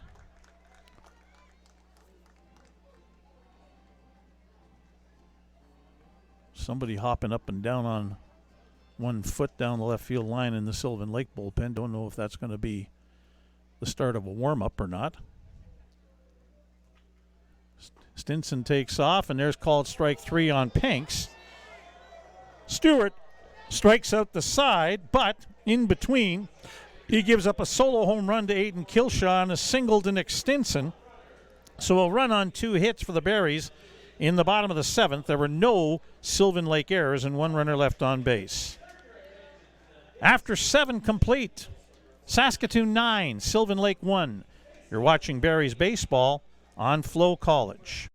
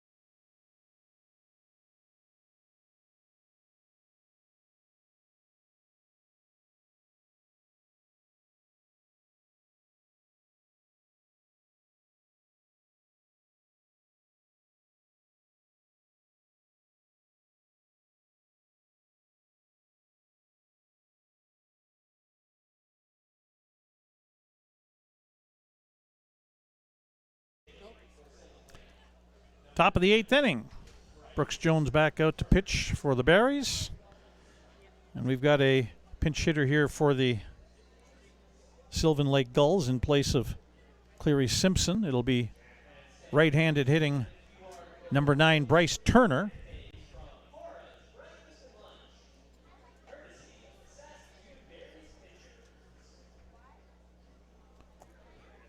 Turner will then stay in the game. We'll have to see where he ends up playing. But Bryce Turner into the ball game. First pitch from Jones up high and inside, ball 1. This is only the second plate appearance for Turner. He struck out his first time up in his only plate appearance in the postseason. Back in Lethbridge in game 2 of the opening round. Down low, 2-0 to Bryce Turner from Patriot, Indiana, coming off his junior year at University of Cumberland's.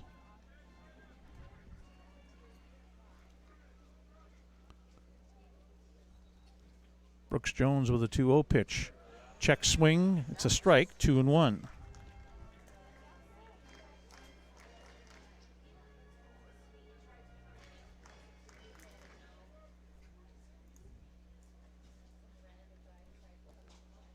Two-one pitch, swing and a miss on the slider, 2-2.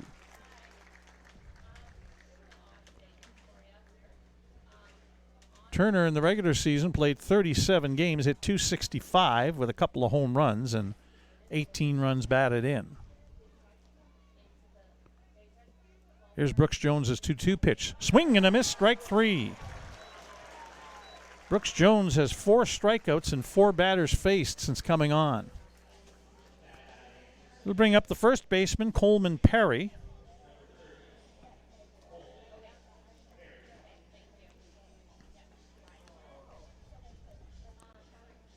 Turner's listed as an outfielder, so I'm not sure which of the outfielders will come in and play third base in the bottom of the 8th inning.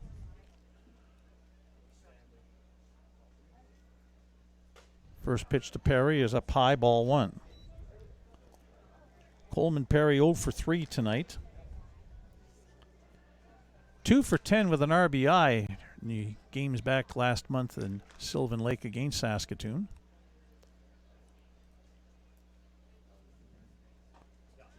Fastball in for a strike, 1-1.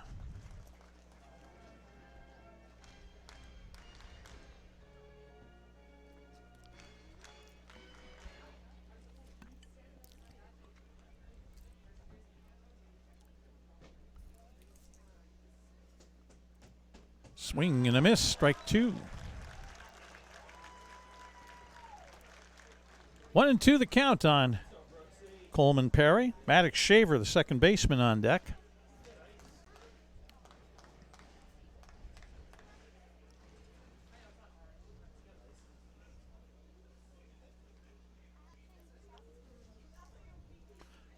And foul back to the screen. He stays alive, 1-2. Again, 2,579 on hand at Next Gen Patch at Cairns Field, and again, for the third time in a couple of weeks, an attendance record for this ballpark for the Saskatoon Berries. 1-2 pitch. Swung on and missed, strike 3. 2 away. It's cooling off here at Saskatoon. Partly cloudy skies, 15 degrees Celsius, 59 Fahrenheit. Northwest wind at 10 kilometers per hour, 6-7 miles per hour. Here's Maddox Shaver, who's 1 for 2. Doubled in the 6th inning. Hit by a pitch and stole a base in the 2nd inning, did Maddox Shaver. He'll hit one hard right at Giles Salinas, who knocks it down, but has time to throw him out, and it's a 1-2-3, top of the 8th inning. No runs, no hits, no Berries errors, nobody left on base. After 7.5, it's Saskatoon 9, Sylvan Lake 1. You're watching Berries baseball on Flow College.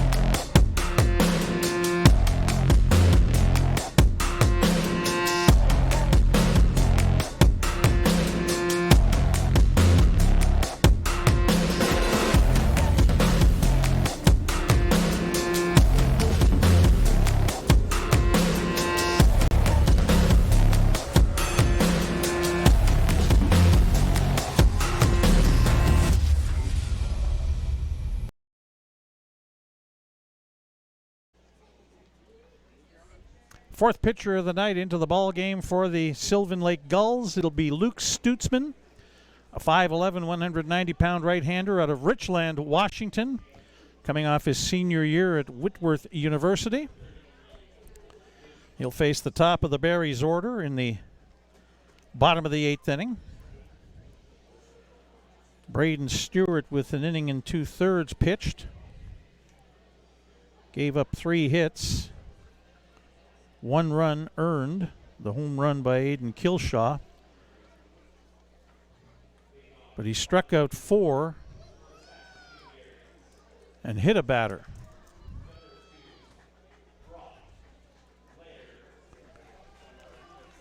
He faced 9 batters and threw 28 pitches. Did Braden Stewart. Brock Laird now leading it off here in the bottom of the 8th for the Berries. 2 for 4, a couple of singles. Drove in a run his last time up. Drove in Gavin Panks with the 9th Berries run. with the 8th Berries run, I should say. Down low, ball 1 to Laird.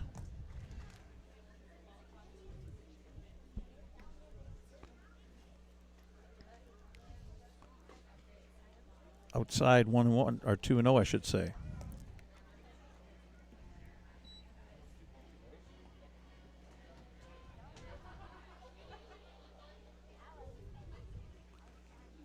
Stutzman's 2-0 pitch, and it's lined into right field, a base hit. 3 hits for Brock Laird tonight, 3 for 5. 13th hit of the night for the Berries. Stutzman, a latecomer to the team, made just 4 regular season appearances, all 1 inning each. No record of 2.25 earned run average, gave up 3 hits, 2 runs, 1 earned. Struck out 2 and walked 1. Here's Ethan Murdoch to face Stutzman. Breaking ball outside, ball 1. Murdoch 1 for 2, singled in the 1st inning, walked in the 5th, was hit by a pitch in the 6th inning.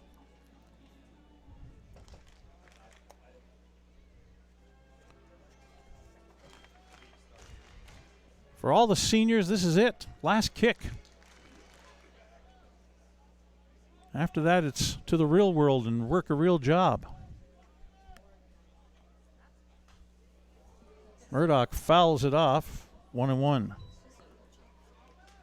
For Ethan Murdoch, that real job will be in the Western Hockey League as a strength and development coach for the Swift Current Broncos, his hometown Western Hockey League team, starting in the fall. Actually, it'll be starting in a couple of weeks. Training camp's coming up pretty fast. 1-1 pitch, down low, 2-1. So I'm not done seeing Ethan Murdoch is what I'm saying.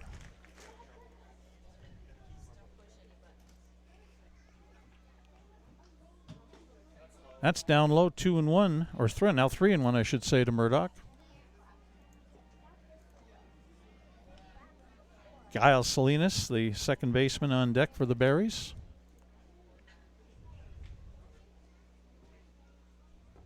And that's ball 4 down low. So runners on first and second, nobody out, and we have more action down the left field line in the bullpen for the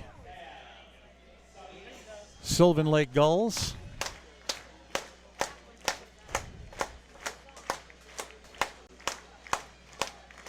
This is Stutzman's first postseason appearance, looking to get an out. Salinas comes up and the fans just get right into it again. Clapping and cheering the mariachi Mexican type music, and now time is called and catcher Hunter Durr will go out and have a conference with pitcher Luke Stutzman. Meanwhile, there is a right-hander warming up down the right field or down the left field line.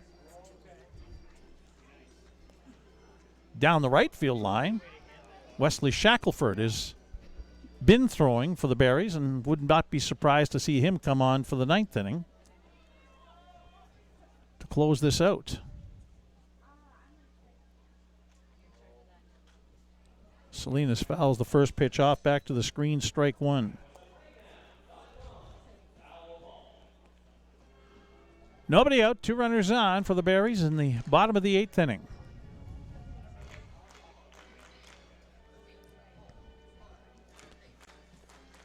Salinas is 0 for 4 tonight.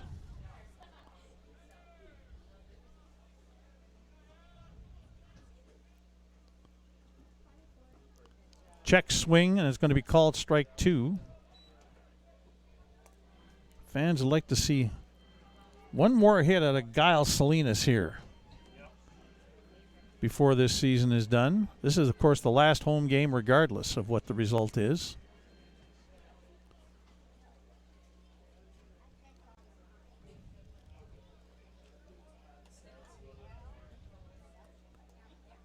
Stutzman's 2 strike pitch coming up to Salinas. He'll take it down low, 1-2.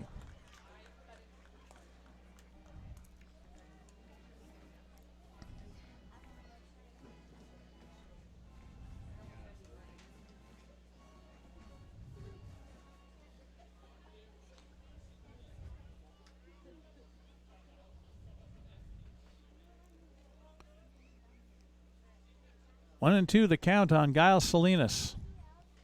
And that hits him. Well, that's almost as fitting as a hit. Got hit by a pitch twice last night. 29 times during the regular season he was hit by a pitch. And now Gulls Salinas gets hit by a pitch here in the final game at home. So now the bases are loaded, and Mason Rell to the plate. 1 for 4 with a run scored back in the 6th inning.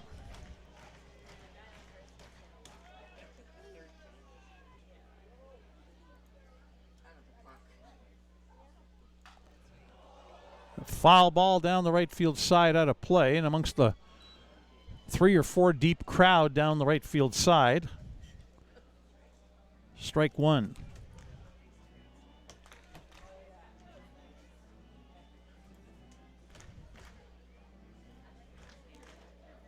So let's see. Salinas was hit 29 times in the regular season and now 5 in the postseason. You do the math. Down low, 1-1 to Rell. Yeah, it's 34, obviously. That's a lot. It's a lot of bruises. And he just smiles and says, yep, that's the way it is. That's how I contribute. On the ground, nice pick at third. They'll come home. No, they throw it wide, and everybody's safe.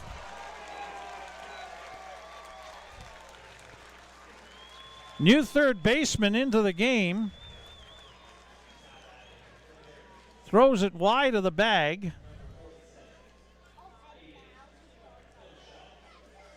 I believe that's an affiliate player, if I'm not mistaken, into the game. Yeah, Dane Lisk is in the game at third. So it'll be a throwing error on the third baseman, allowing the Berries to get to 10. Aiden Kilshaw, the batter. A fielder's choice, and the run scores on the throwing error by the third baseman. The base is still loaded. Kilshaw line drive, left center field, but right at the center fielder, Justy. Long throw home, won't be in time. Ethan Murdoch comes in to score on the sacrifice fly, and it's 11-1 with 1 away here now in the bottom of the 8th inning, and we're going to get another pitching change for Sylvan Lake.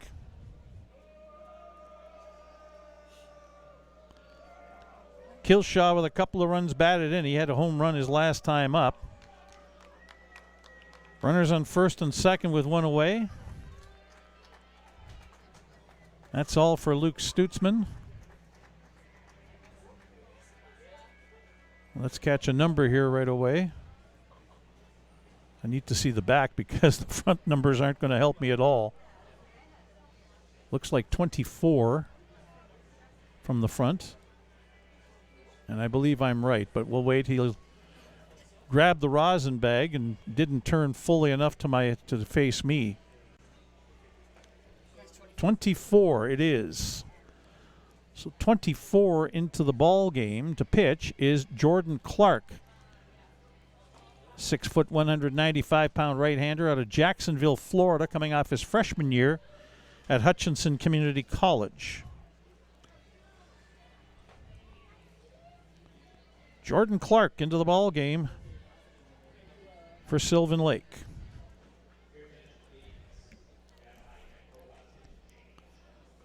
Five batters faced for Luke Stutzman.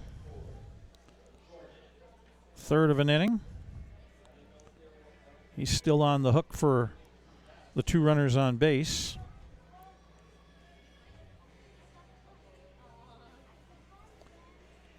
He threw 16 pitches.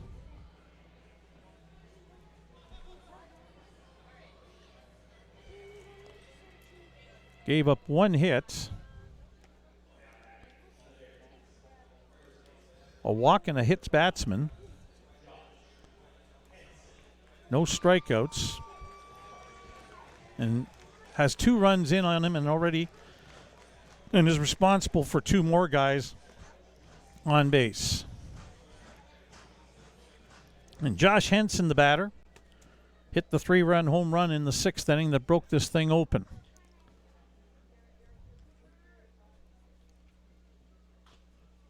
Fouls the first pitch off, strike 1. Guile Salinas is at third base. He moved to third on the sacrifice fly. Rell held at first on the fly ball by Killshaw that brought in Murdoch.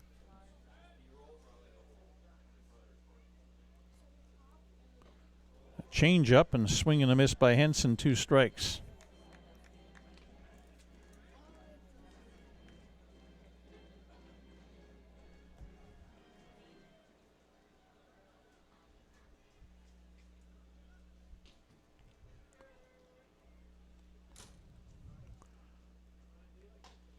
Breaking pitch outside, 1-2.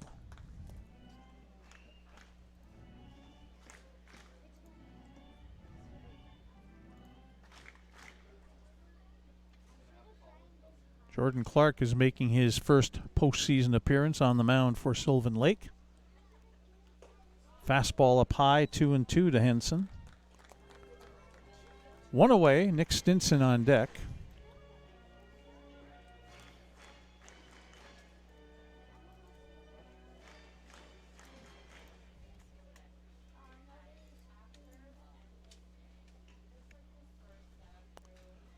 Henson gets a piece of that, fouls it back. Count holds at 2-2. In the regular season, Jordan Clark had a win and a 5.27 earned run average. He appeared in a game against the Berries on the 25th of July, 2/3 of an inning. Clean. That was one of 13 appearances as Henson fights that off, stays alive at 2-2. Clark in 27 in the 3rd innings allowed 27 hits, 17 runs, 16 earned, struck out 24, and walked 11. Simon Hyatt, the PA announcer, wants the fans to make more noise and keep the offense coming. Swing and a miss, strike 3 on a changeup. 2 away in the bottom of the 8th. We'll bring up Nick Stinson, who's 2 for 4.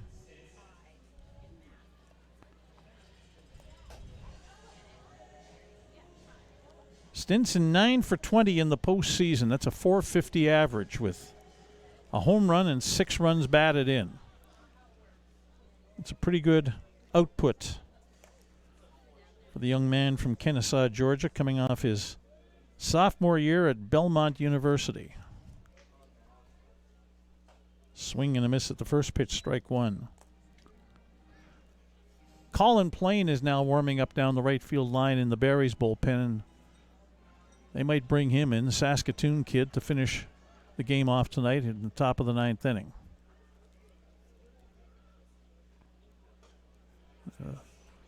Stinson wanted to check his swing there and couldn't hold up.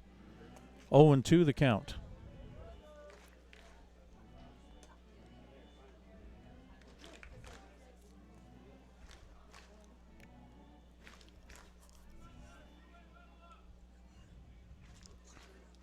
Two strikes, 2 outs, 2 runs in here in the bottom of the 8th. Stinson flares this one foul, and that'll end up in the party patio. Down the third base side. Count holds at 0-2.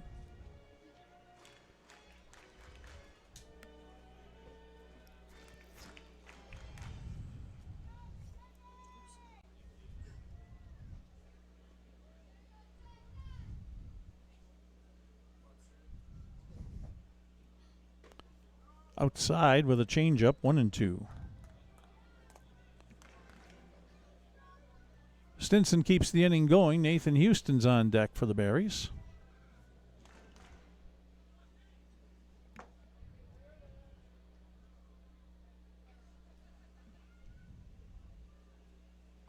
One-two pitch. Swing and a miss, strike 3.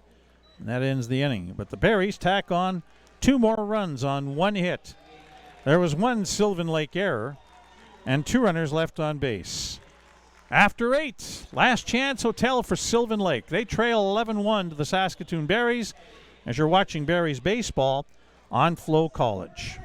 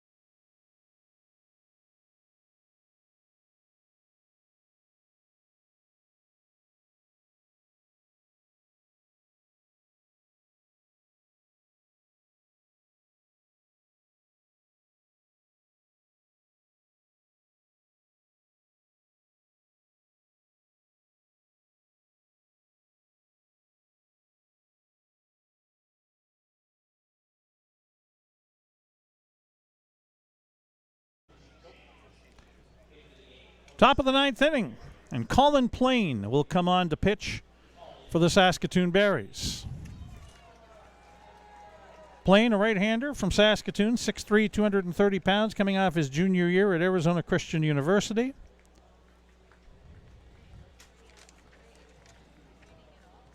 Should almost know this off by heart, but which high school he's a graduate of in Saskatoon. I'm betting it's Walter Murray, but I'll check, and I'm right. My memory isn't deserting me just yet. Colin Plain on to face the bottom third of the Sylvan Lake Gulls. It'll be Jaden Flores. And then a pinch hitter, it looks like, is coming out onto the on-deck circle. Is Zach McDonald, an affiliate player.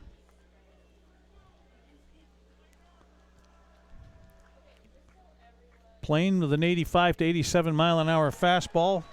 Throws one past Jaden Flores for strike 1 with a swing and a miss. Plain with a changeup and a curveball as well.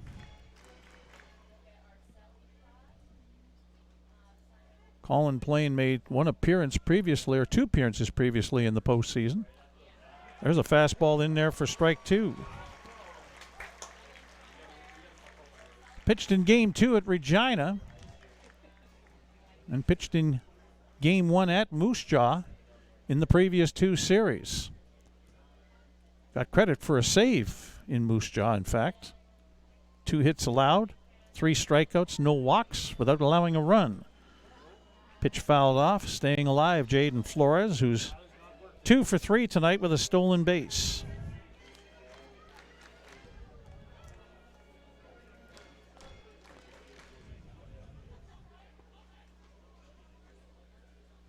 Fans anxious here. Swing and a miss, strike 3. 10 strikeouts on the night for Barrie's pitchers. 4 for Merrick Yeager, 5 for Brooks Jones, and now 1 for Colin Plain. Zach McDonald coming up to pinch hit for Michael Quick, who ended up being the DH tonight. 1 for 3 he was, with a double and a run scored in the 3rd inning. Zach McDonald is an affiliate player. Left-hand hitter, pops it straight up. Killshaw coming back to the screen, and it runs out of room. It ends up on the screen, strike 1. McDonald is a 6'5", 200-pound infielder and pitcher out of Lacombe, Alberta. 17 years old, out of the Weber Academy.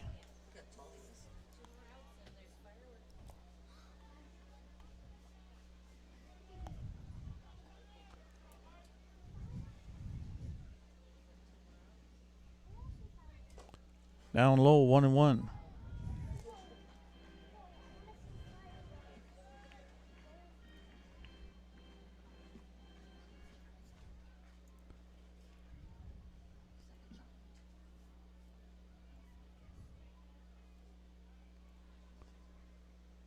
Here's Plains 1-1 pitch, curveball.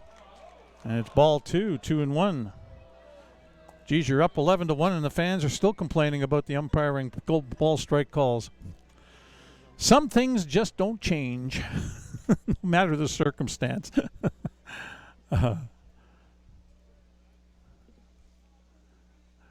2-1 pitch.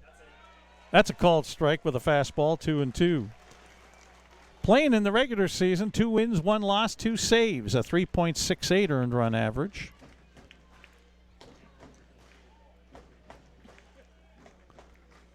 He made a lot of appearances, a lot of very short ones, less than an inning. Fouled off by Zach McDonald. Count holds at 2-2. Goodness. Plain made 20 appearances during the regular season and only pitched 22 innings. 19 hits allowed, 13 runs, 9 of them earned, struck out 21 and walked 4. Change up outside, 3-2, full count on Zach McDonald. Hunter Durr, the catcher, is supposed to be up, but again, there's somebody different in the on-deck circle, and that looks like Cohen Miller. Another affiliate getting an opportunity to swing the bat here in the top of the 9th inning for Sylvan Lake. Line drive right center field. That's going to drop in and get, well, cut off by Murdoch, but before it got to the fence, however, Zach McDonald will pull into second base with a double. There's a bit of a thrill for the young affiliate player getting a chance to bat in the postseason of the Western Canadian Baseball League and coming up with a 2-base hit. And so now it's Cohen Miller coming up to bat with 1 away.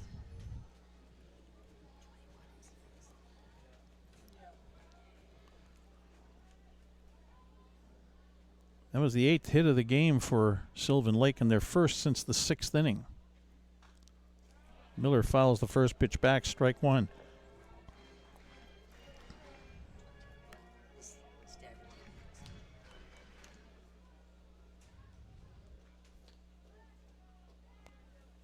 Another affiliate on deck. Dominic Justy, the center fielder, will be done for the night. There's a called strike.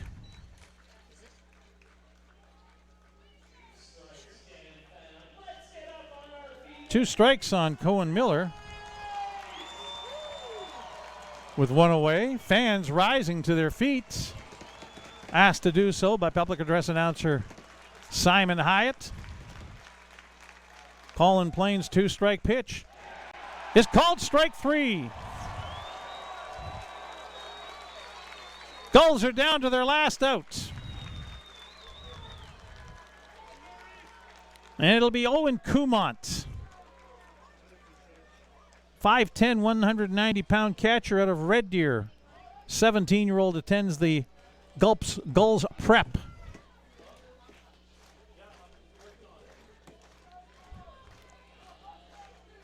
Coming up to bat in place of Dominic Justy, left-handed hitter Owen Kumont.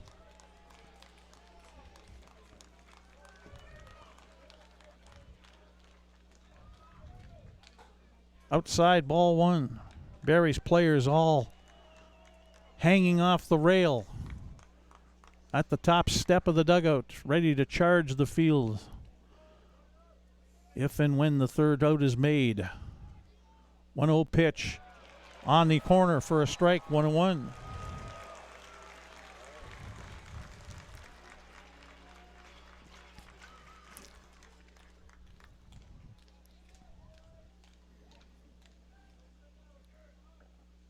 Here's the 1-1 pitch from Plain.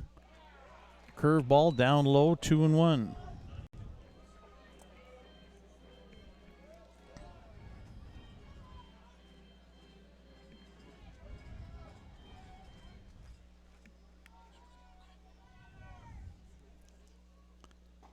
Two-one pitch on the outside corner, strike 2, and now it's down to the last strike.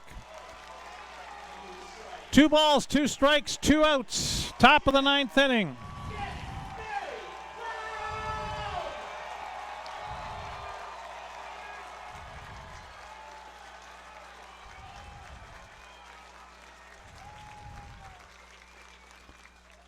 Fouled off by Kumont. Fans were ready to erupt. They'll have to wait another pitch.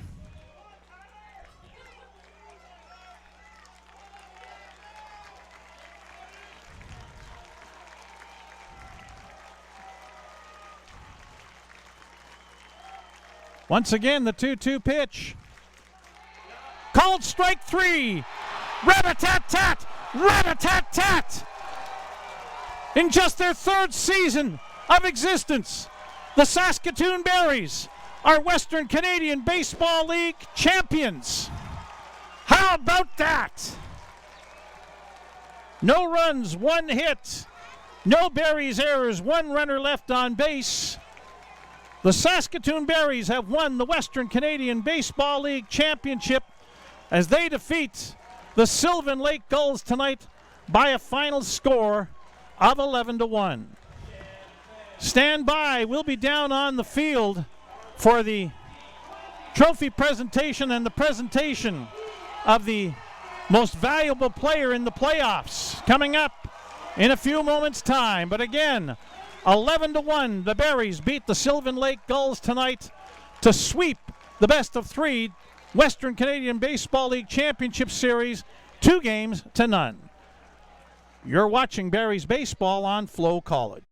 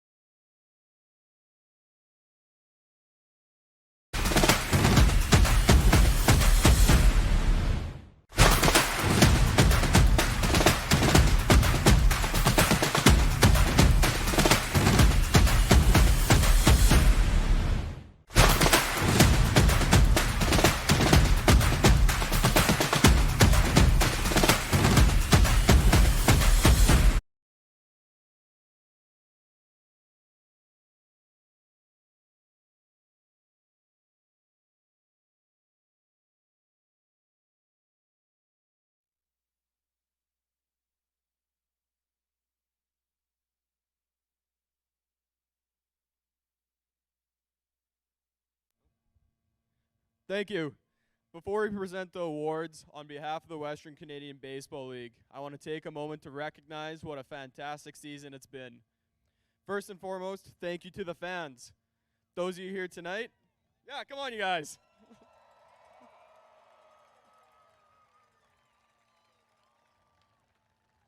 Those of you here tonight and the thousands of fans who support our teams throughout the league all summer long, you have been fantastic. Your passion and support are a huge part of what make the WCBL and summer collegiate baseball so special. This championship series has been a very special one for the league. Both of these organizations joined the expansion within the last 6 years. For both of them have already built their organizations to the point where they're meeting here in Saskatoon for the WCBL championship is a tremendous testament to the hard work, dedication of their ownership, management, coaches, players, staff, volunteers, and the communities.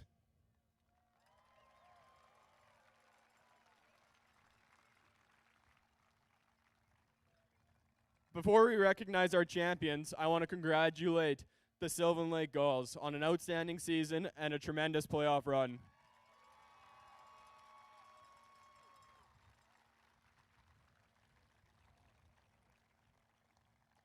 And to the champions, congratulations on an incredible season and playoff run, and for making history to your organization tonight.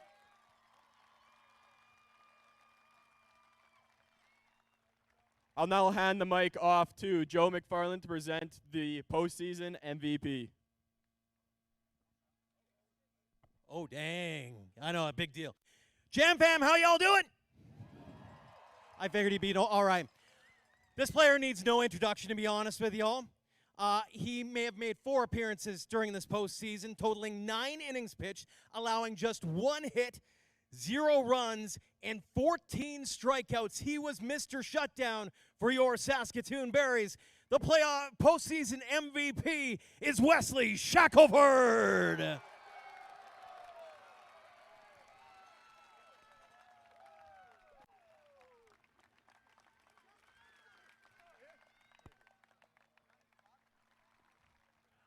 All right, Wesley Shackelford, congratulations. My goodness, those stats are impressive, but the victory here, even more so for the Saskatoon Berries. Just a third-year franchise, winning the championship for the first time. Give me a thought on your emotions and what you're feeling right now. Yeah, I mean, it just feels electric getting to do it in front of this home crowd. All postseason long, they've been great. And just doing it for the guys behind me this whole postseason. We knew kind of towards the end of the season we fell into a bit of a rut, but we picked it up here in the postseason. And to get this win tonight and to win the championship, just for the city of Saskatoon, it feels amazing. You're a latecomer to the team. You didn't join the team until early, mid-July, but you found a role pretty quickly as a shutdown guy coming out of the bullpen. You relish that type of thing, obviously. How easy was it to become a part of this group?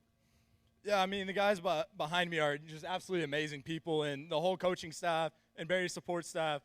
So just having them behind me and Joe just giving me the call whenever he felt like I needed to come in, and just doing my job really was big time. And, you know, couldn't have done with the guys behind me.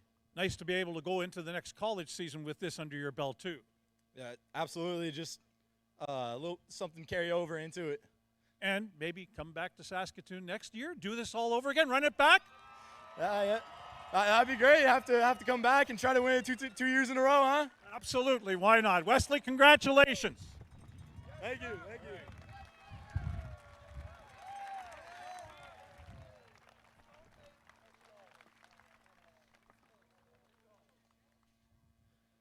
And now, I would like to present on behalf of the Western Canadian Baseball League, the Saskatoon Berries 2026 WCBL champions.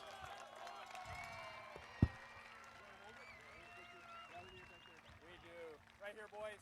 1, 2. Go ahead, guys. Go ahead. I'm good when you guys are. You good? He wants that.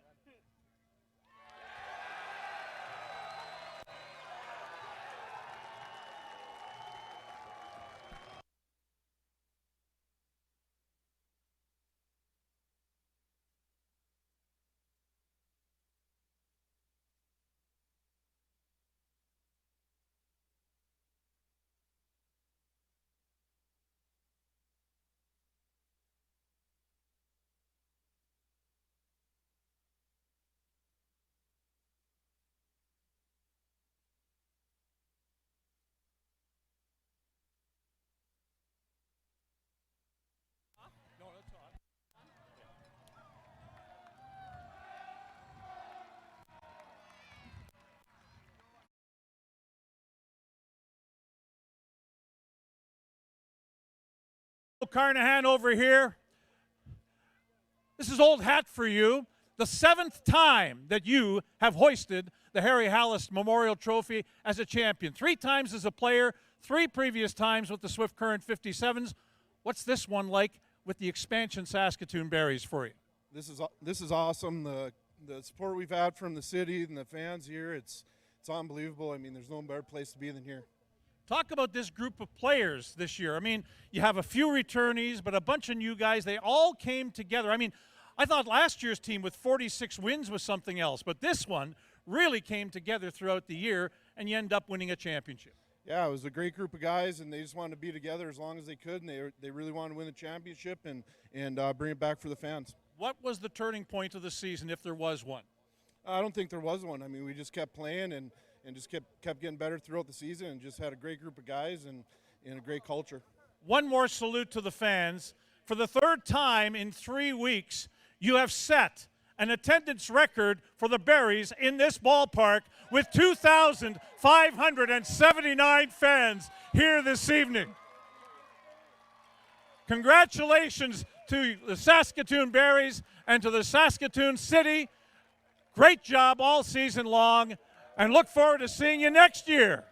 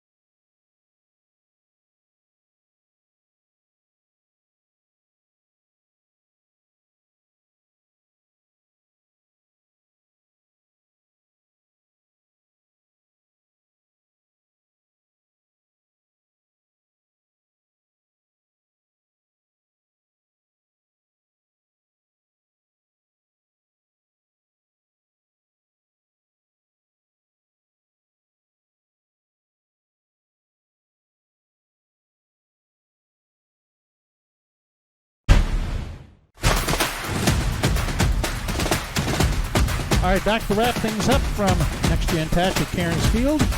Saskatoon Berries continue to celebrate on the field. Champions for 2026 or 2026, if you will, of the Western Canadian Baseball League in just their 3rd year of being a franchise. They came to be in 2024, Sylvan Lake in 2021. So in the battle of the expansion teams, it's the Berries who prevail in 2 straight games. For the Berries in their final totals in tonight's game, 11 runs on 13 hits. They committed no errors. They left 8 runners on base. For the Sylvan Lake Gulls, 1 run on 8 hits. They committed 3 errors. They left 9 runners on base. The winning pitcher, Merrick Yeager, starter tonight for the Berries. The losing pitcher, Matthew McKenzie. In the game took 2 hours and 49 minutes to play in front of 2,579 fans. 11-1, the Berries win Game 2 and sweep the best-of-3 WCBL Championship Series in 2 straight games. That does it for the season. Wait until next May for 2027 to come along. And when it does come along, it'll be the Saskatoon Berries as defending champions. Thank you again to everybody who was involved, Flow Sports, Flow College, throughout the season. On behalf of all the gang here with the Saskatoon Entertainment Group, I'd like Berna was my producer all season long. I'm Les Lansrick. Again, thank you for a great 2026 season. The Saskatoon Berries are your champions of the Summer Collegiate League. You've been watching Berries Baseball and the Western Canadian Baseball League on Flow College.